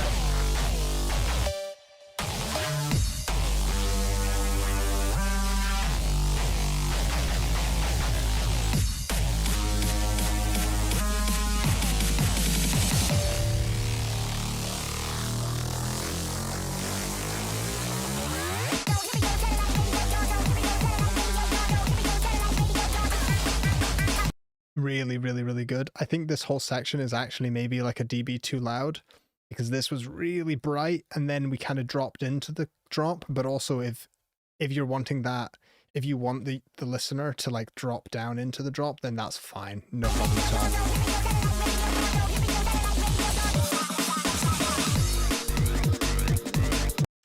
And Quantum, that's so true actually. This is like early Prodigy. I was mentioning them sometime a couple of months ago and people were like, who's that? And I'm like, oh no, I'm getting old. But yeah, it's really, really cool. Let's see this. You are here, aren't you? Sen, yeah, you're here. Good. Nice. Etan, I'm probably not gonna take any more submissions. I'm really sorry that we didn't get to your one this time. I'm pretty sure we've played your tracks in the past.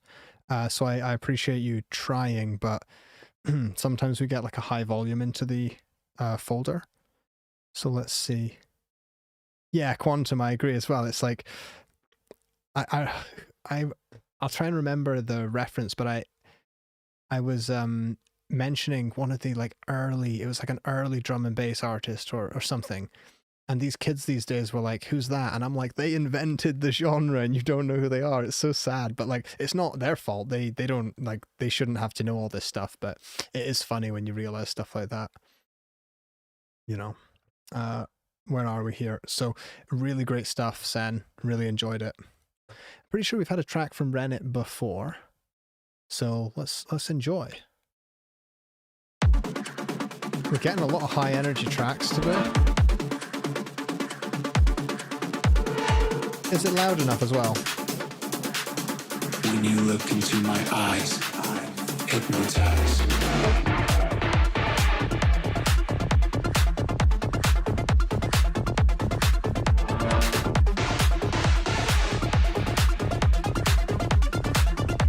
I really like this squelchy beat.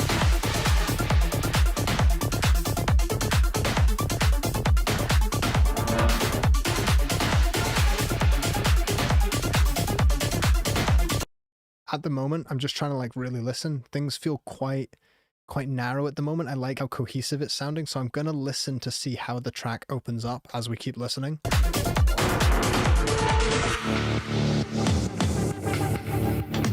Open up your eyes. Wide Nothing else matters. I knew you were gonna do this. It's opening up.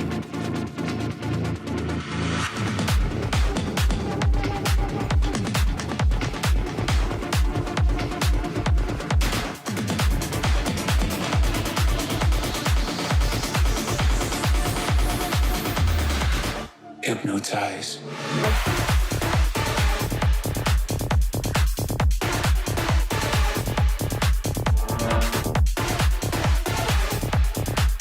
It is good. It's really clean. There's something about this section that I just loved so much though.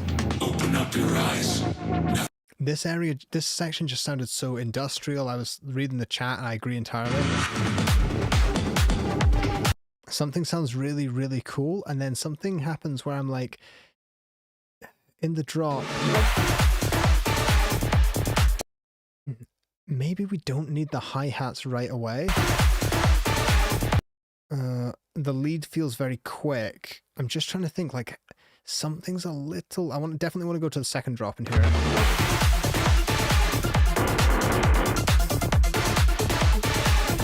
Could we take a leaf out of what Dezette did earlier, where the bass line was rolling, but it sounded a little... I want to go... Sorry, I don't... This was the problem with the remix contest. I hate just, like... comparing everyone to everyone else, but I want to just quickly listen to Dezette's one for a second. Just as like, can we do something a little like this? The genres might be too different. Let me see.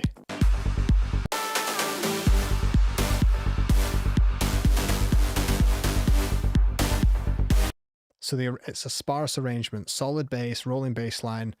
The synth chord melody is on its own with a good amount of reverb. There's no hi-hats at this moment. There's no shakers either, I think, if I listen.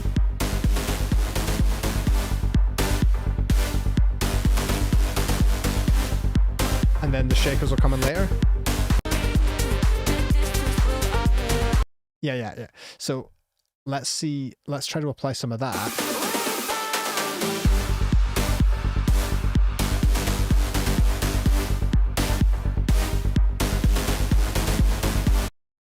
And now I'm going to have to just manually find your track again, but it should be there. Wait a minute, how are we spelling that? Ren, there we go. And again, I hate just holding up people and comparing, but I think this might be helpful. Whereas if we go to here, Hypnotize.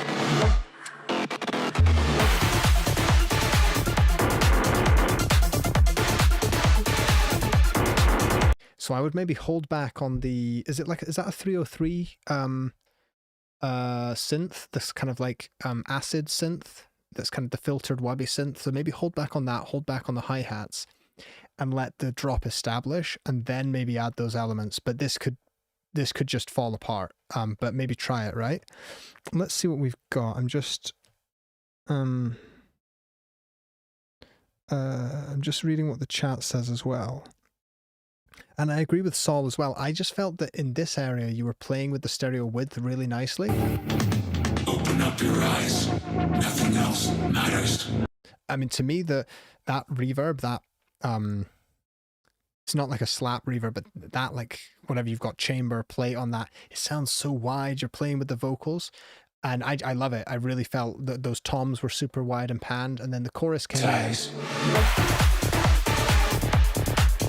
and it all feels very like in front of me. If I grabbed yeah,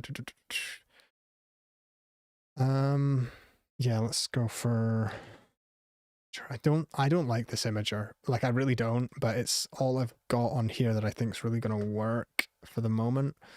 I'm building my own imaging plugin that sounds incredible, but if I just like open this up.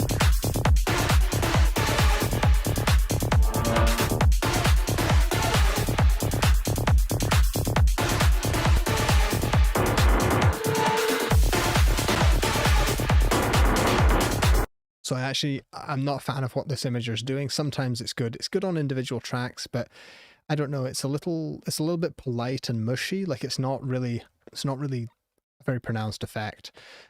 I would try maybe trying to apply some of those things that Dezette did in their track just to create some space. But, you know, if it doesn't work at all, then I apologize, because who knows. Other than that, I just want to say it one more time. I love what you did in this section. I really don't want to change anything there. Let's see.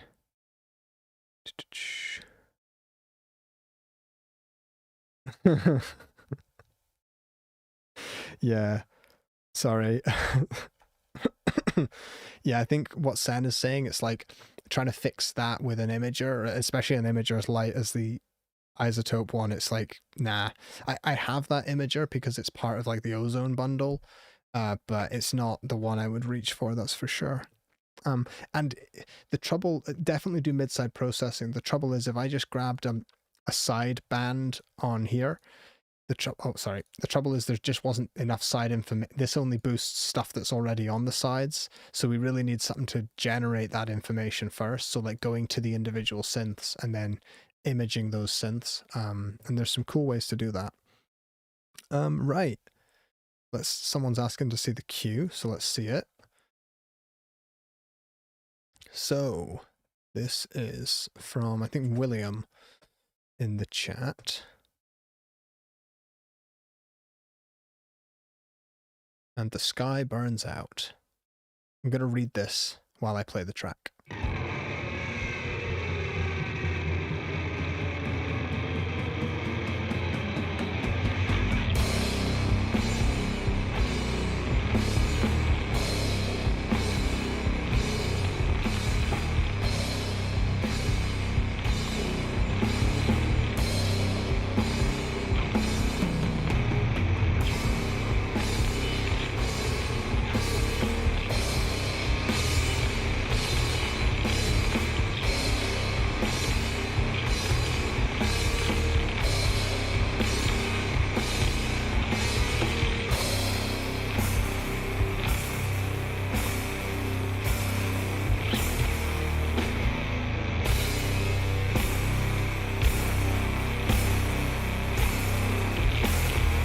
Okay, I'm going to skip ahead just a touch. I know there lives a little helpless woman here.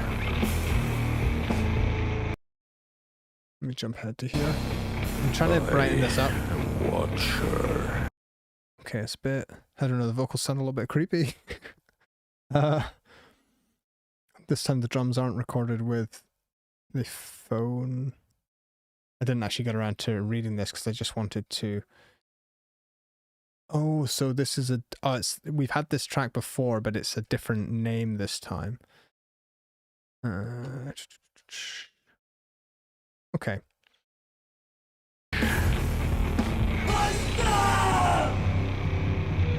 So what I wanted to do was brighten this track up a lot because it felt like it's... When I listen, it sounds like someone's sort of thrown a blanket over my speakers. It just sounds like soft, but the track itself is so gritty and has so much distortion that it shouldn't, I don't think it should sound soft at all. So I'm gonna add this EQ in, and then I'm also saturating with Reviver and also trying to pull back some transients with the Reviver as well.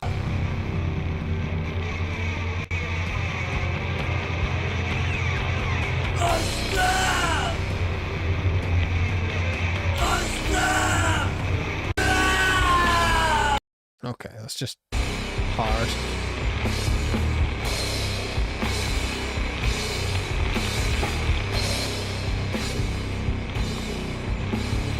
Here the drums have just fallen back without Reviver.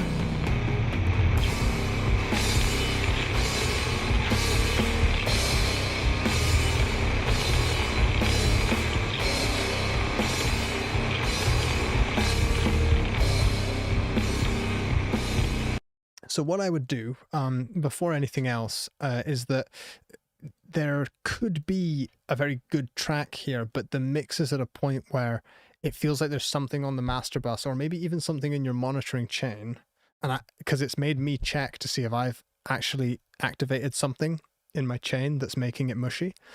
So I would say for sure, wait, I've got to get the live chat back here. Yeah, cool, you got it, you can hear it. It sounds like what you're mixing through isn't letting you hear how much high end is missing. So it could be that in your chain somewhere on your speakers, there's like a big treble boost, like maybe on your speakers, if you've got some, the treble boost is activated. So what you're hearing sounds bright, but when you hit export and send it to me, it's actually quite mushy. I would really say like, do that first. And then I'm going to give similar advice to the last folks, which is once that's done, if you get in on the Discord server, there's a link below, all my links are there. We can give you some more like actionable feedback once we can hear it in that position. Because you saw I had to do some pretty extreme EQ to get it into like a, you know, it was like 4 or 5 dB on everything above 2K. In fact, it's really everything above like 500 hertz, just a huge boost like this, just to get it into like a nice position. And I think at that point, I'll be able to listen to your song fairly and, you know, more objectively and give you some good give good feedback over on Discord. Oh, what's going on? I've lost my chat. Cool, I've got it. Nice. Cool, and William agrees it does sound better now. Yeah, cool. So, imaginary friend, we've heard your stuff before, but it's been a couple of months.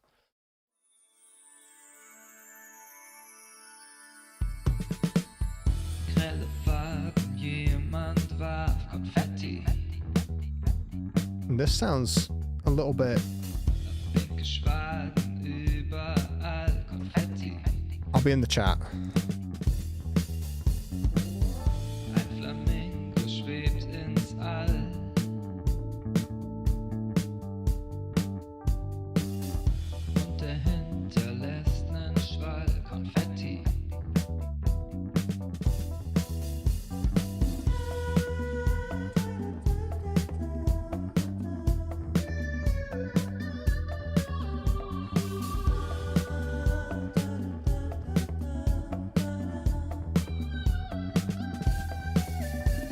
We'll give this one a quick listen, okay? I have noticed you in previous streams. So right, what I'm gonna do, imaginary friend, is give you a nice good boost here.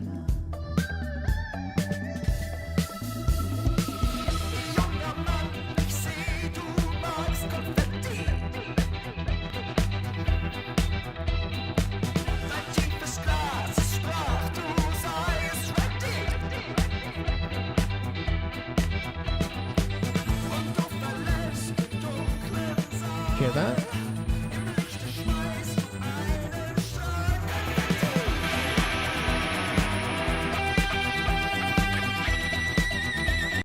Yeah, the bass line sounds a little bit like parcels, so you could maybe use them as like a mix reference, but I would say just totally brighten this up. I think we did that when I tried to master one of your songs for you too. I think I changed the frequency balance quite a lot. And hey, in the chat, I see you there. I'm making an FL Studio tutorial. I'm filming it tomorrow to be posted this weekend. So I'm not completely done. Don't worry. Yeah. So how do we think this sounds like before and after this processing? So I'll turn this off.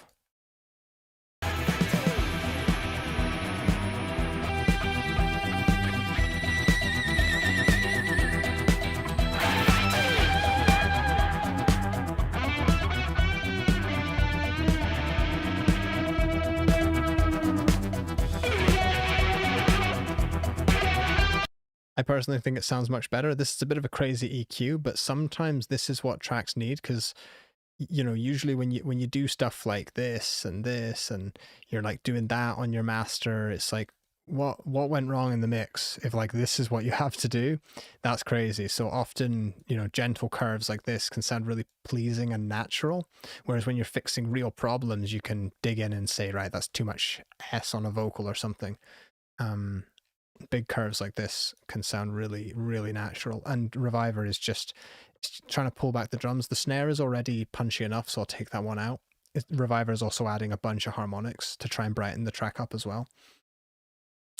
Yeah, I'll revive the stream. Reviver has two view modes. It has like regular mode, and then I hate my eyes mode here as well. It's got like a, what's this? What would I call it? It's like a contrast mode for people with what's the word, like sight difficulty seeing, like sight issues. Yeah. In terms of like digging into the mix a little bit more, the snare is a really nice sample. It's really clean. You could tuck the snare back a little bit and like clip it a little bit to give the snare just like a little bit more of an edge to it. But if it ruins the groove, then don't worry about it. You can take that right off. Let's see what the chat says. Let's see this here. And Wild, it is just random which songs we listen to, usually in these streams. Yeah, I'm just reading through the chat, making sure I'm not missing anything. Brushy. Yeah.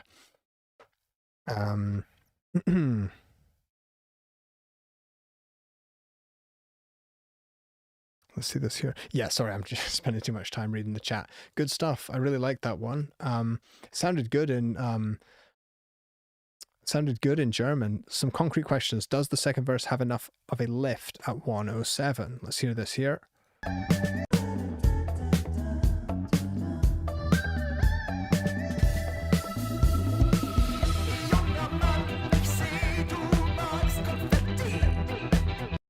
I would say yes if it has the extra boost that I've got in the treble, so that was good. As Titania says, it's a very listenable track. Does the song need a third verse? Maybe. I don't think so. I think it sounds really listenable. I'd say it's more important to just give the listener like the hook. If you want to repeat the hook of the song, that's fine. Just give the listener something to get stuck in their head, maybe. But yeah, I enjoyed it. I thought it was really listenable, as they put it. So we've got a few more to get through. Nice. I hope this goes somewhere because I really like that tone already on the synth.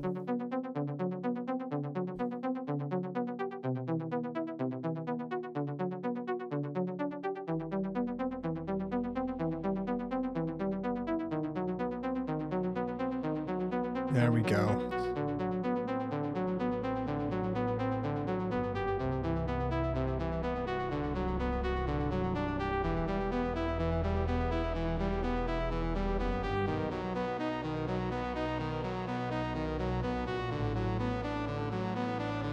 Those supporting sustained elements could be a bit louder.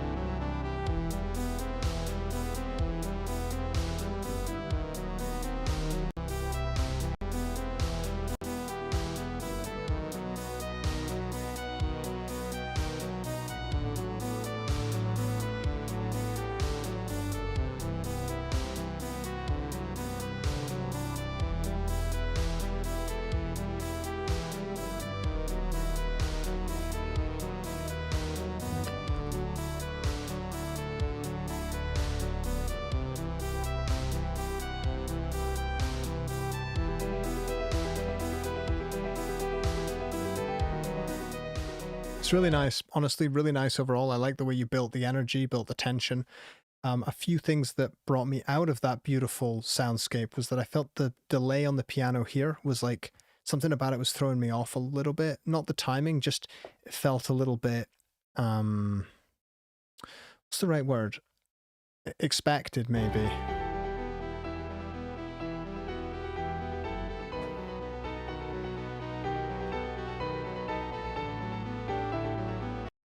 Yeah, I don't know. The delay on the piano felt a little bit forced to me. Something about it.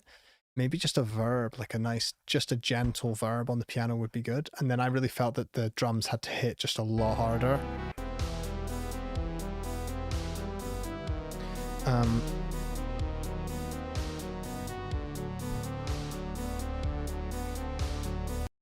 I think the snare drum's like a very long snare drum sample, a little bit natural. Maybe you could try, I wrote you could try some more electronic drum samples potentially. Just swap the samples out. And I agree with Sean in the chat. Valhalla Shimmer on the piano would be great. And Chris is saying you could high pass the delay on the piano a bit. That would also help. It would make it like more sparkly as well. Let's see this.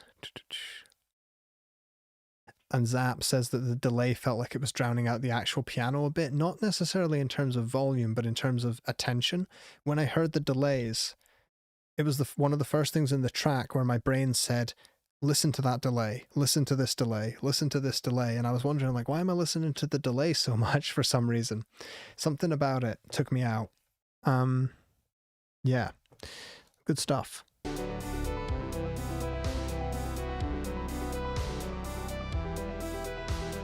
And the drums themselves they feel quite static. Like it feels just like a sort of repeated loop, where I feel again you could add some interesting rhythms. I don't mean like crazy like ghost notes on the snares or something, but you could just change up the rhythm a little bit, add a different hi-hat rhythm in every now and again, a couple of open hats, maybe change up the kick drum pattern every now and again. Just give the listener something that keeps pushing the tension in the track. Yeah, no, but honestly thought it was a really nice interlude as well for the stream, like a really nice break. Right, Quantum Flux has been giving great feedback all throughout the stream, so let's kind of pool together and see what we can do to help them.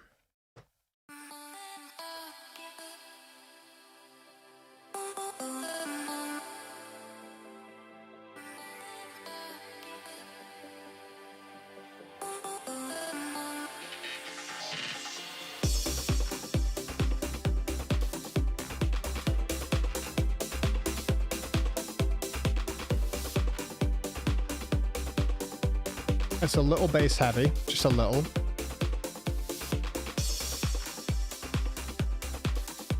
So that's a little bit better.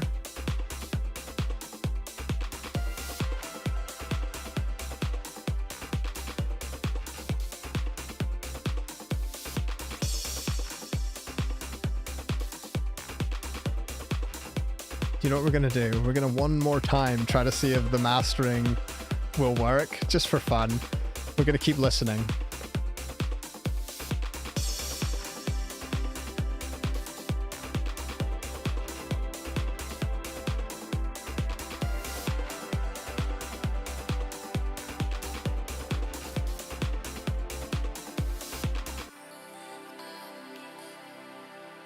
I love those little vocal chops.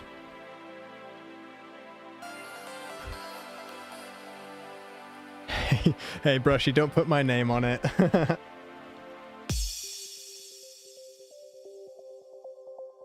So, yeah, I'm only going to try this AI mastering once because it didn't really work in the last stream.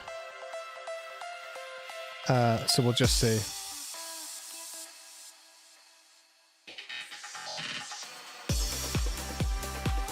It feels, those bits do feel like a little disjointed. I feel like you've got some super cool rhythmic ideas that maybe don't quite fit in the current arrangement. But these bits just sound so good.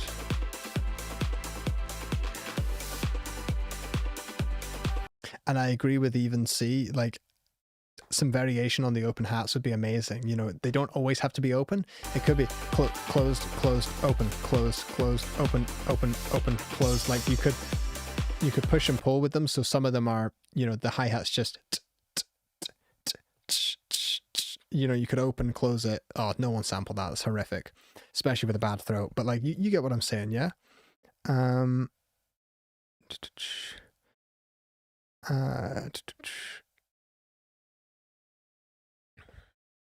It's taking its time to master this.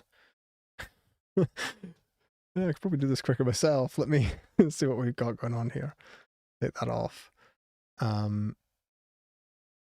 So last time we did this, there was it could be something to do with my account, but there was a glitch the last time we did this and the mastering didn't work. So I am keen to know, because I don't use the mastering on Boombox myself, but it is a feature that's included. So it'd be helpful if you had accounts that it worked well. So let's take a listen to the mastered one.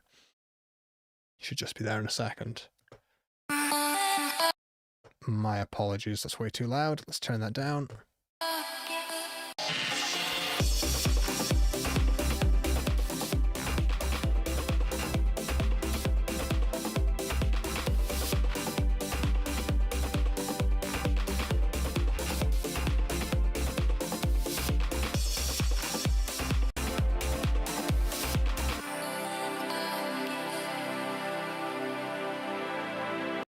That is fascinating. I need to figure out what that's doing. So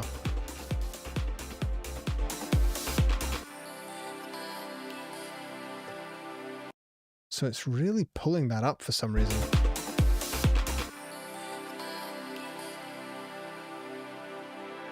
So this one kind of swells open, and I'll turn this volume right down. This is like for my own curiosity, to be honest.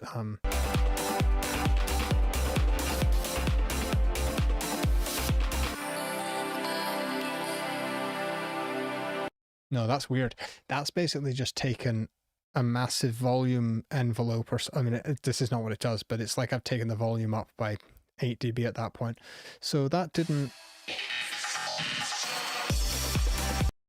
Yeah, that didn't work. But what did it do in terms of the tonal balance? That's the next question. Has it kind of added a lot of? Has it sort of thickened up the sub, or?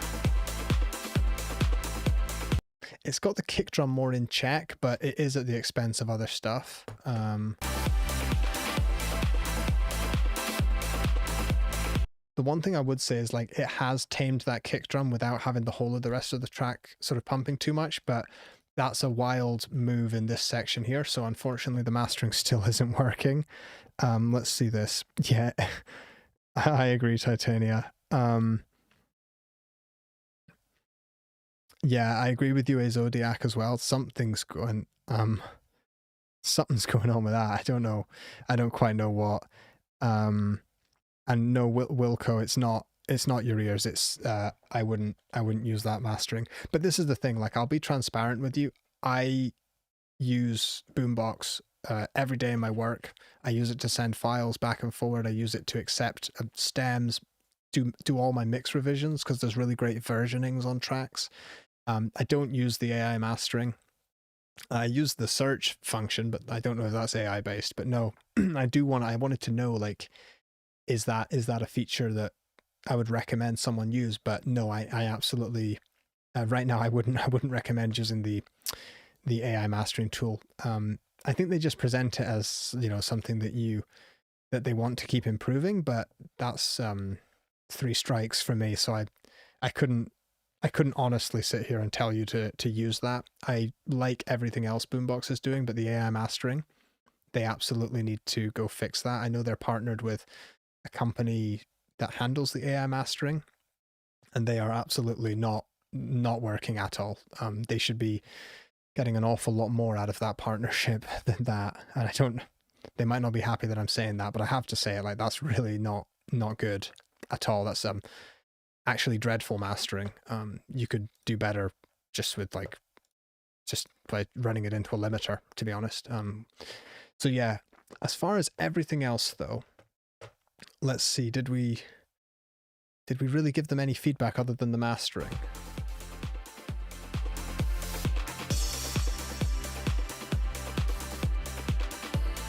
So I do think, yeah, again, overall the bass is just like a little too loud. At this point, my ears are definitely getting fatigued, but let's see.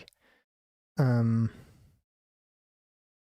mean, if you wanted to hear my own master of this, I would just run it right now. So what I would do is adjust the bass down. I'll pull open, what have we got? Let's move this ivory up here. Do it right now, I'll just show you what I would expect a chain to do in this case. Forgive me on that, it's just clipping out. I'd put the attack to about 100, release fast, ratio 1.4, and bring the threshold down. Probably mix at 50%, boost up, maybe turn the clipper on. Got to pull the threshold down a bit. You'll see what I'm doing. I'm just trying to compress the mix here. I'm really sorry for all those clipping artifacts you're hearing. That's something, it's just to do with the stream at the moment. So I would take that down and then add a bit more back. Just trying to get the clip in to engage.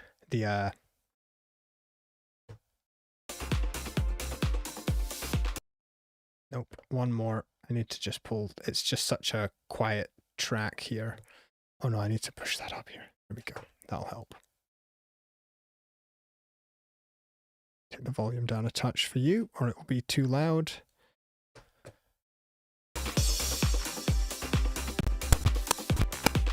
My goodness, sorry about that.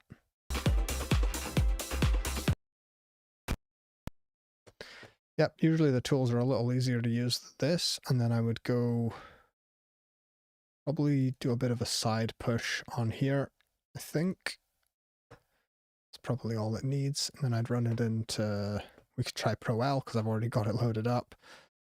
Let's go for unlink that. We don't need that.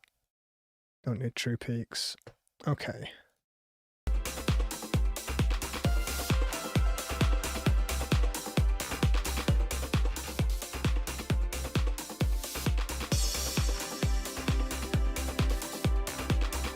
So it's really quiet, which is the problem. So I'm not going to carry on doing this unless I can take this back down here. Sorry if this is really boring. Just got to change the volumes here so it doesn't blow anyone's ears out.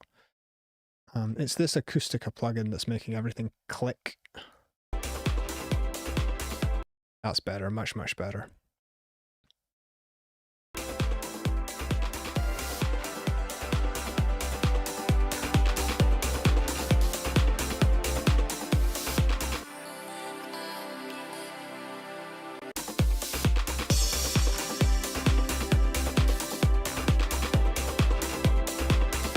So it could be really, really loud, but really punchy.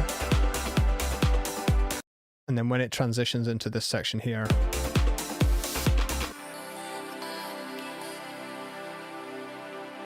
it's still got like tons and tons of space. So that's probably the direction I would go in it. Some gentle compression. I would probably add a bunch more plugins, but there's no point doing it here or it's just going to break everything.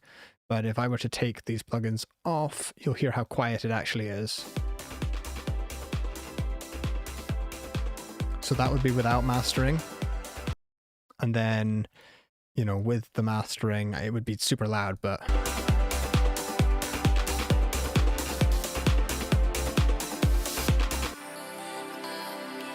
But the important thing is, yeah, it's loud. You'd want to turn it down a bit probably, but it's still really punchy. It still opens up the same way as the normal track. And then from here, I would send that back to the artist and say, right, that's just a bass line. What flavor do we want now? Do we want to saturate it? Do we want to hear some crunch? What do we want to do with it? That's what I would usually do, something like that.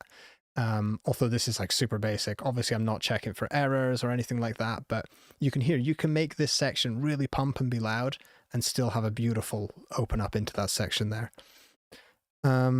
Okay, don't worry. Anyone in the chat, I won't play that track, don't worry. Let's see. So thank you for sticking with me, because, let me see this. And Abdi, the sound source, it is viable for applying room correction software like Arc or SonarWorks. I actually have a friend, another mix engineer called Josh Riley, who I know uses his SonarWorks directly on sound source, I believe. I might be wrong. But yeah, I've done it myself. It works. And I would do that before I had my Trinov doing my correction for me. Yeah, so that was fun. That was a bit different. Let's jump on to the last couple of tracks here, and then we can have like a community vote for what track to play out for the end of this. Right, let's go. Wait a minute. Nope. That's not the right track. There we go. Oh, wait a second. There was one track here that I think we've skipped. Can everybody remind me what it was? I don't think I took a photo of that. Let me just check, because I'm really sorry if I did. We played Ekka's track. Let's see who it was. We'll play this and then we'll go back to the other one. I can't believe I can't remember what it had there, but yeah.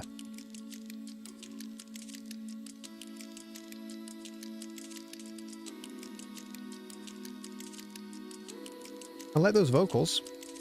She's got the weight on her shoulder. Really nice. She's got the blood on her hands. They said she'd know when she got older. She's older now, but she still don't understand. No, river in the fields burning red, bullets in the wall overhead. She sees them still when she closes her eyes. Flow in the ocean, she's trying to leave all the memories behind. She'll never tell. She'll never tell. As the day leads into the dark night, she's running out of time. She's all alone. Right, firstly, good work, but there's a few things I can definitely help you with the vocals. So there's some obvious ones just here. You'll notice that when you start singing, if I remember rightly, it sounds present enough, and then it sounds like the vocals just drift away from you. So we're going to listen to that one more time. As the day leads into the dark night, So listen again, I'll kind of, this is like the volume of the vocals, you know? It's the day lead into the dark night. She's running out of time. She's all alone. Does that make sense? So what we need to do is, we don't need to level that flat, but it would be good if we could hear all of those words at a similar volume. So the first thing you can do is just manually do that with a volume automation, or slice up the vocal and like raise the volume of different chunks. So that's the first thing you can do. But also you can compress it so that all of the vocals sound like they're at a similar level, and we'll work on that in a second. Now the next thing is, I'd love to know, Titania, is there any compression on these vocals as is, or is this just raw? And I want to also say I love the body of the vocal as well, that you've kept that intact, because it's a really great place to work from. If we want to thin it out, we can, but you can't really thicken up thin vocals, so good stuff. And also, Chris, I think that's exactly what's happening. I think as you're singing, you're like, well, it's exactly like this. You're moving away and it's getting quieter and quieter, and then you're moving back towards and that sort of thing. So yeah, the compression, I'll show you some settings that will help you here. What compressor do you use? I can see if I've got the same one. I can show you. Okay.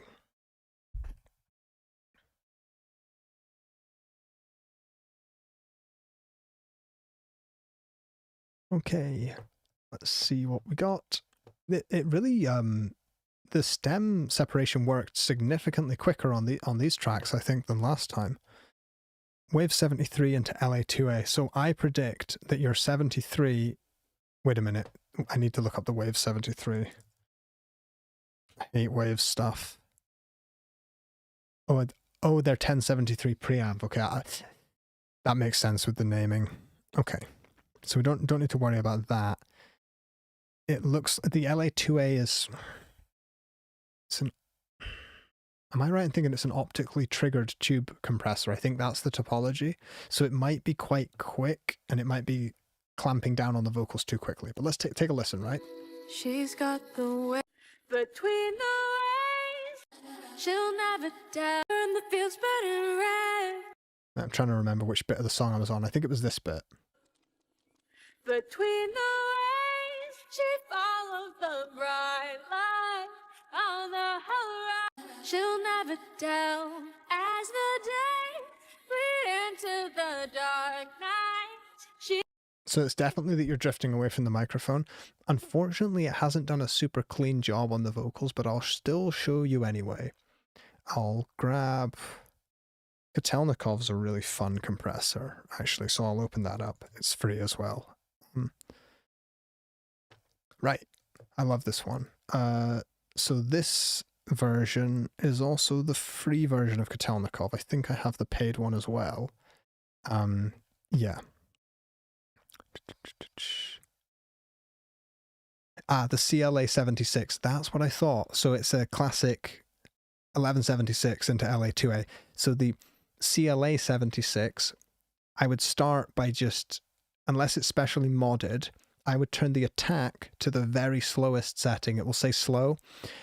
Turn it to the slowest possible setting, because it will still be fast enough for your vocal in that setting. I'll need to check to see whether the CLA 67 is like modded a certain way, but I doubt it is. Right, so we're going to lower the threshold a bit. We're going to get some compression, but we're going to have a slow attack. And then, yeah, we'll go for a fairly fast release. So I'm going to compress those and do some makeup gain, and let's see what we can get. She'll never tell as the day bleeds into the dark night. She's running out of time. She's all alone. Right. Forgive the fact that it sounds a little bit butchered, but you see what's happening. I think I need to release a little bit quicker. But those loudest peaks are being just totally cut down, and then the compressor is sort of releasing so that the quieter bits get through unaffected. And then we're boosting with the makeup gain. So, you know, it basically just takes the loud bits and turns them down, and then everything together then gets raised back up, if that makes sense. So we'll listen with and without this. She'll never tell as the day bleed into the dark night. She's running out of time. She's all alone. I'll release a bit quicker. Between the waves, she follows the bright light. So, I mean, I think if I just turn this off, She'll never tell as the day bleed into the dark night. see how quiet that got? Whereas, like, obviously I'm over compressing to kind of make a point, but that's what you kind of need to do. You need to let the starts of those words cut through. You need to be releasing quite quickly so that if you lose the end of a word, you know, you lose all the intelligibility. I would try something like that. And, you know, if you don't have the Kotelnikov, genuinely, you'll probably get better results with this. It's free. And it's also just a free download. I think you just download it. I don't think that there's not even like an account or anything to make. This will probably get you better results than a lot of 1176 clones or, you know, LA2A clones, because those plugins, like, they are trying to emulate hardware, but I don't know. Sometimes just a standard clean digital compressor can just get you the result you're actually looking for. Let me see this. Just looking. What's people talk? If people are talking about distribution, you can use Boombox for your distribution as well. Let's see this.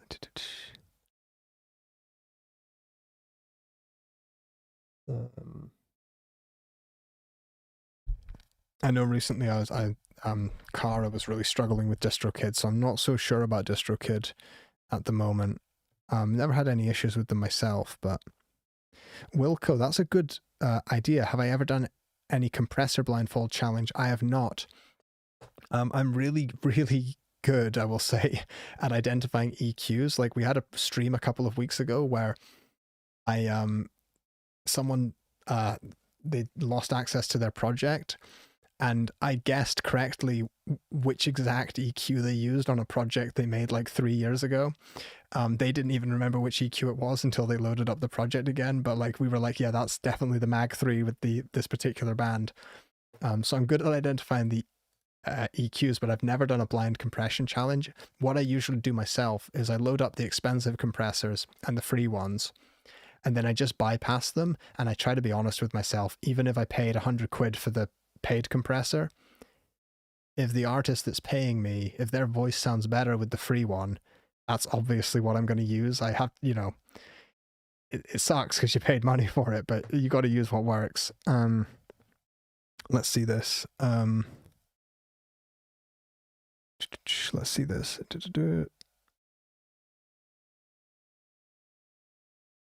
Is Alex asking about... no, I can't.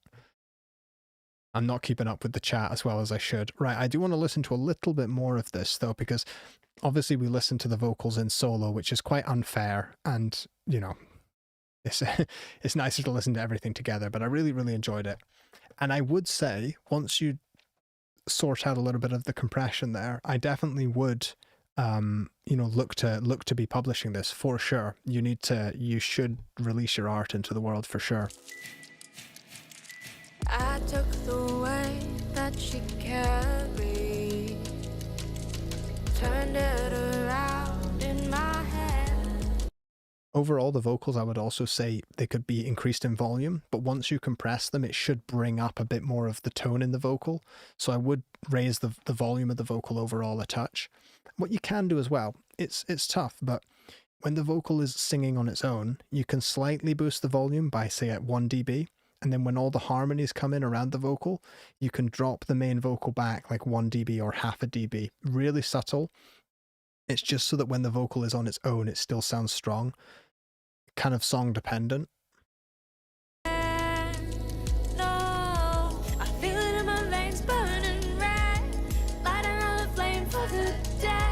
Really good. Cause I can't remember her eyes. She's pulling me away with the tide. I'm the only night I'm so tired, so I let it go. And I send her home as the day bleed into the dark night. She's running these like vocal stacks and chants are really, really beautiful. You've done a great job on this. Once those vocals are sitting right, this track's going to be pretty much ready to release. I do think there's a few bits where things whistle out on the vocals and you get some like S's and stuff like that coming through. When you compress it, if that stuff still sticks out, then I would recommend a free EQ if you don't, or maybe you have a dynamic EQ. Grab an EQ called Nova and grab one of their, do they have a DS? Grab their DS linked or split and then just tighten this up a bit. And this is going to catch all the S's. So Dead, I'm scared 'cause I can't remember her eyes. She's pulling me away with the tide. I'm all the night, I'm so tired, so I let it go. basically, when you set this right, you move the thresholds a bit. I have a video about how to use this. Set the thresholds so that when those S's and sort of whistling and sharp frequencies come through, this is just cutting down that band right there. But make sure it doesn't sound like you have a lisp or, you know, some kind of, you know, like you don't want it to sound like you're just EQing like this all the time. This is just as those happen, this just bounces down and cuts them. So this is by far my favorite free EQ. And it's one of the best dynamic EQs, even though it's free. TDR Nova again. Let's see. Nintendo DS. Oh man, that's brushy. That's so good. And if anyone's, you know, dubious about DistroKid, just honestly grab this special offer. Like I forgot to mention, it's a 25% discount as well for the whole year. And this, you know, you can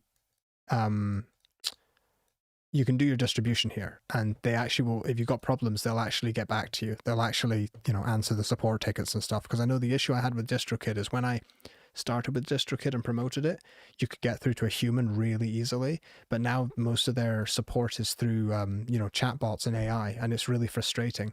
But when I started and when I promoted them, you just message them and you got an email back from a human on the same day. Things change. It's really sad, actually. You know, well, what can you do? Right. Titania, join the Discord as well, and we'll give you some more support on this track, because I'd love to hear that one out in the world. There was one more track here, though, that I skipped. Brushy or Soul, did anyone get back and actually say which track it was? Because I swear I skipped one. And if not, we'll play out one of the tracks we've already played today. I might just throw Dezet on for the end because that was so fun. But we'll see. Let's see this. 9 Hearts, that was the track, wasn't it? 9 Hearts. Awesome. Thank you guys. See what I mean? That's just like any other live stream, and I would just be getting spammed with the track everyone wanted me to play, as opposed to the one I missed. So let's listen to this.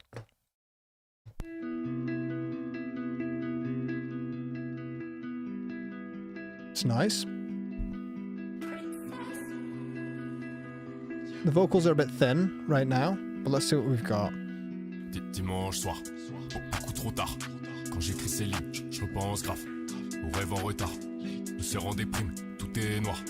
Les arrêts en gare, le cœur de l'abîme, ça mer j'ai froid. Mais je perds pas espoir. Je vais atteindre la cime pour l'instant dans la scellée. Je crame un filigrane, j'insère mes peines en filigrane. Écrit cryptique, j'intimide grave. Au collège, t'es pas bien, j'étais timide grave. Seul sur champ de bataille, je vois 10 000 crânes. Crame le chromie comme si 2 mois j'ai pas graille. J'arrive dans le que truc comme Resval sous 3 xanes. Mon coloc, c'est le J dans CJ à 3 grammes. Ah. Wow, I would say that the vocal doubles there almost sound like scary. I'm going to listen to them again. Dans le que truc comme Resval sous 3 xanes. Mon coloc, c'est le J dans CJ à 3 grammes. Ah. If you want that kind of intense feeling, then keep them the way they are. You could filter the top end of those harmonies off and it will make them feel more blended, but you might not want a blended sound. The thing about harmonies and doubles is that you could literally do anything with them. There's no rules.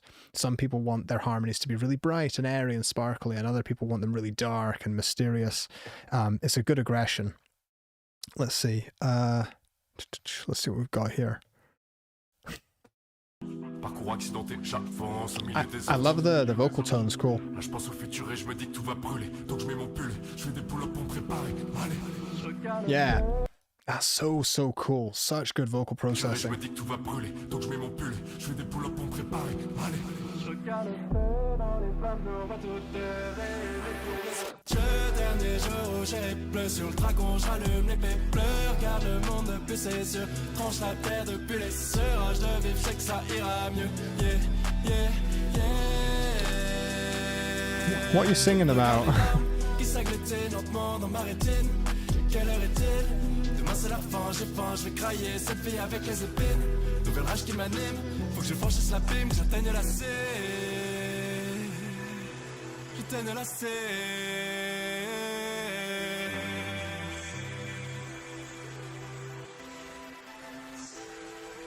Ok. Pas trop colérique, je surfe sur les risques et je dis ce que je pense. Monte pas sur le ring si tu fuis les risques. J'investis sur mes lyrics depuis 6 années, j'ai pas le temps de. Very reluctantly pausing it. You've done a fantastic job because you said the instrumental was like just an MP3 file. And to mesh the vocals with the instrumental like this is super impressive because it sounds like you produced it, if that makes sense. Because you're like chopping, you're stuttering, you're doubling, you're growling the vocals, you're literally using every effect in the book, as Quantum Flux said, literally every vocal effect in the book to make it sound like this track was made for your vocals. And I really think it's great. I love the weight in the voice as well. I keep asking, like, what do the lyrics mean? And everyone's like, I think it's French. It's like, I know, but yeah, let's see what the lyrics are actually about. Des bêtises, regarde-moi dans les yeux quand tu me parlais, dis-moi si t'y vois, elle peut brûler mes iris. Chevauche dragon céleste, Osiris, crache comme Osiris, crame le temps. Beautiful. I'm just going to let this play out to sort of end the stream, and then I'll have a little bit of a chat, but this is awesome. Je repense à ma trajectoire, à toutes les personnes qui m'ont élevé. Le point levé vers la victoire. Pour le voir, parfois suffit d'y croire. Le tout est levé, tout est beauté. Tes yeux bleutés, la débrouille de rafistoler, un pneu crevé. Continuer d'avancer, coûte que coûte, les gouttes de toutes tes larmes finiront par payer. Ce dernier jour où j'ai bleu sur le dragon, j'allume les pépleurs, regarde le monde depuis Really ses good. yeux, tranche la terre depuis les sereins, je de vivre, je sais que ça ira mieux. Yeah, yeah, yeah. Regarde les larmes qui s'agglutinent lentement dans ma rétine. Quelle heure est-il? Demain c'est la fin, j'ai faim, je vais crailler cette vie avec les épines. Nouvelle rage qui m'anime, faut que je franchisse l'abîme, que j'atteigne la C. J'atteigne la C.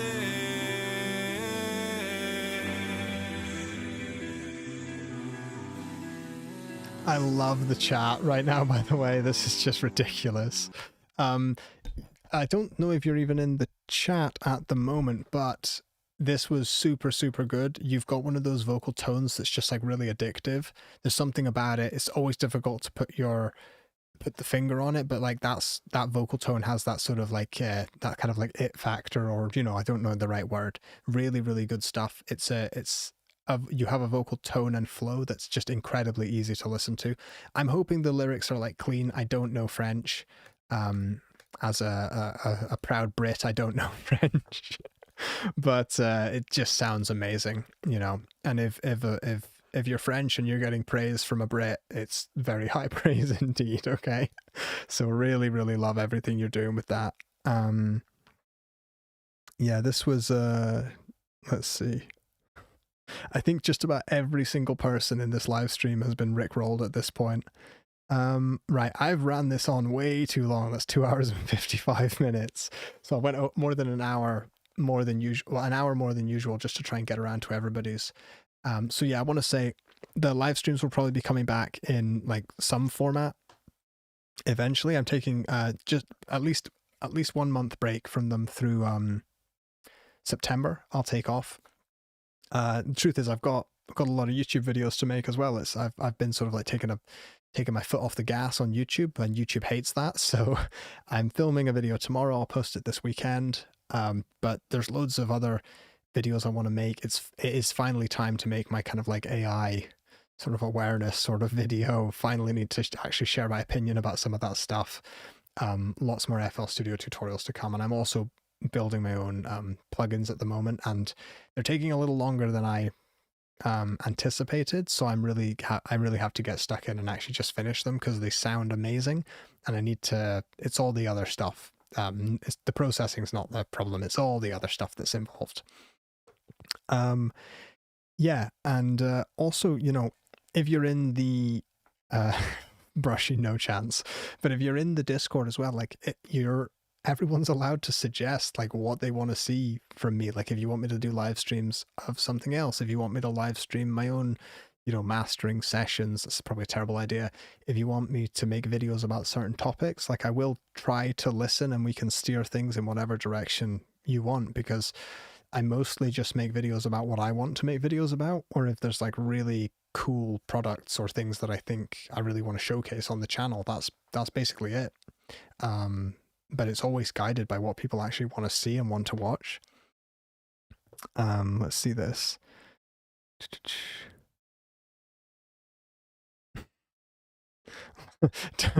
No, Dodo saying live stream mastering on a horse. I went horse riding for the first time a couple of weeks ago. Let's see. Oh, this is awful in the chat. I love it though. Thank you so much everyone who's like in the chat during these streams, because it makes it really, really special. Even if there were only like 5 or 10 of us here, but we were all interacting, it would be special. It'd be sad if it was just me talking to a camera for a couple of hours. So yeah. Chris, that's a great idea for a video actually. To do with buses during like mastering based off a mix. Sorry, you know me. I want to keep listening forever, but I have to draw the line somewhere, and this is such a good song to draw the line on. So what I'll do is if I press end stream now, it'll probably cut the last 20 seconds off because there's a bit of a delay. So I'm just going to play this track out. We'll play the last verse, and I'll fade it down, and that'll be the end of the stream. But thank you so much. You know, the best place to reach me is on Discord or Instagram, and all my links are in the description, and Brushy also regularly post links to the Discord and the chat. But thank you so much. Really, really enjoyed this stream. Sometimes I get a bit serious and I'm kind of figuring out what I'm listening for, but I really enjoy listening to all of your music, and it's really great getting to find new artists through this. I've actually made a couple of friends and have some new favorite artists through these streams, which is crazy. Not at all what I expected to happen. But anyway, yeah, I'll see you whenever I next see you. Hopefully this weekend. Be on the lookout for a video from me. It should be quite fun. It's an FL Studio one. And yeah, we'll just play this to end the stream. Thanks everyone. Bye for now. Je repense à ma trajectoire, à toutes les personnes qui m'ont élevé. Le point levé vers la victoire. Pour le voir, parfois suffit d'y croire. Le tout est levé, tout est beauté. Tes yeux bleutés, la débrouille de rafistoler, hop, ne crever. Continuer d'avancer, coûte que coûte, les gouttes de toutes tes larmes finiront par payer. Ce dernier jour, j'ai bleu sur le dragon, j'allume l'épée pleure, garde le monde depuis ses yeux, tranche la terre depuis les serages de vivre, je sais que ça ira mieux. Yeah, yeah, yeah. Regarde les larmes qui s'agglutine lentement dans ma rétine. Quelle heure est-il? Demain c'est la fin, j'ai faim, je vais crailler cette vie avec les épines. Nouvel rage qui m'anime, faut que je franchisse l'abîme, j'atteigne la C. J'atteigne la C.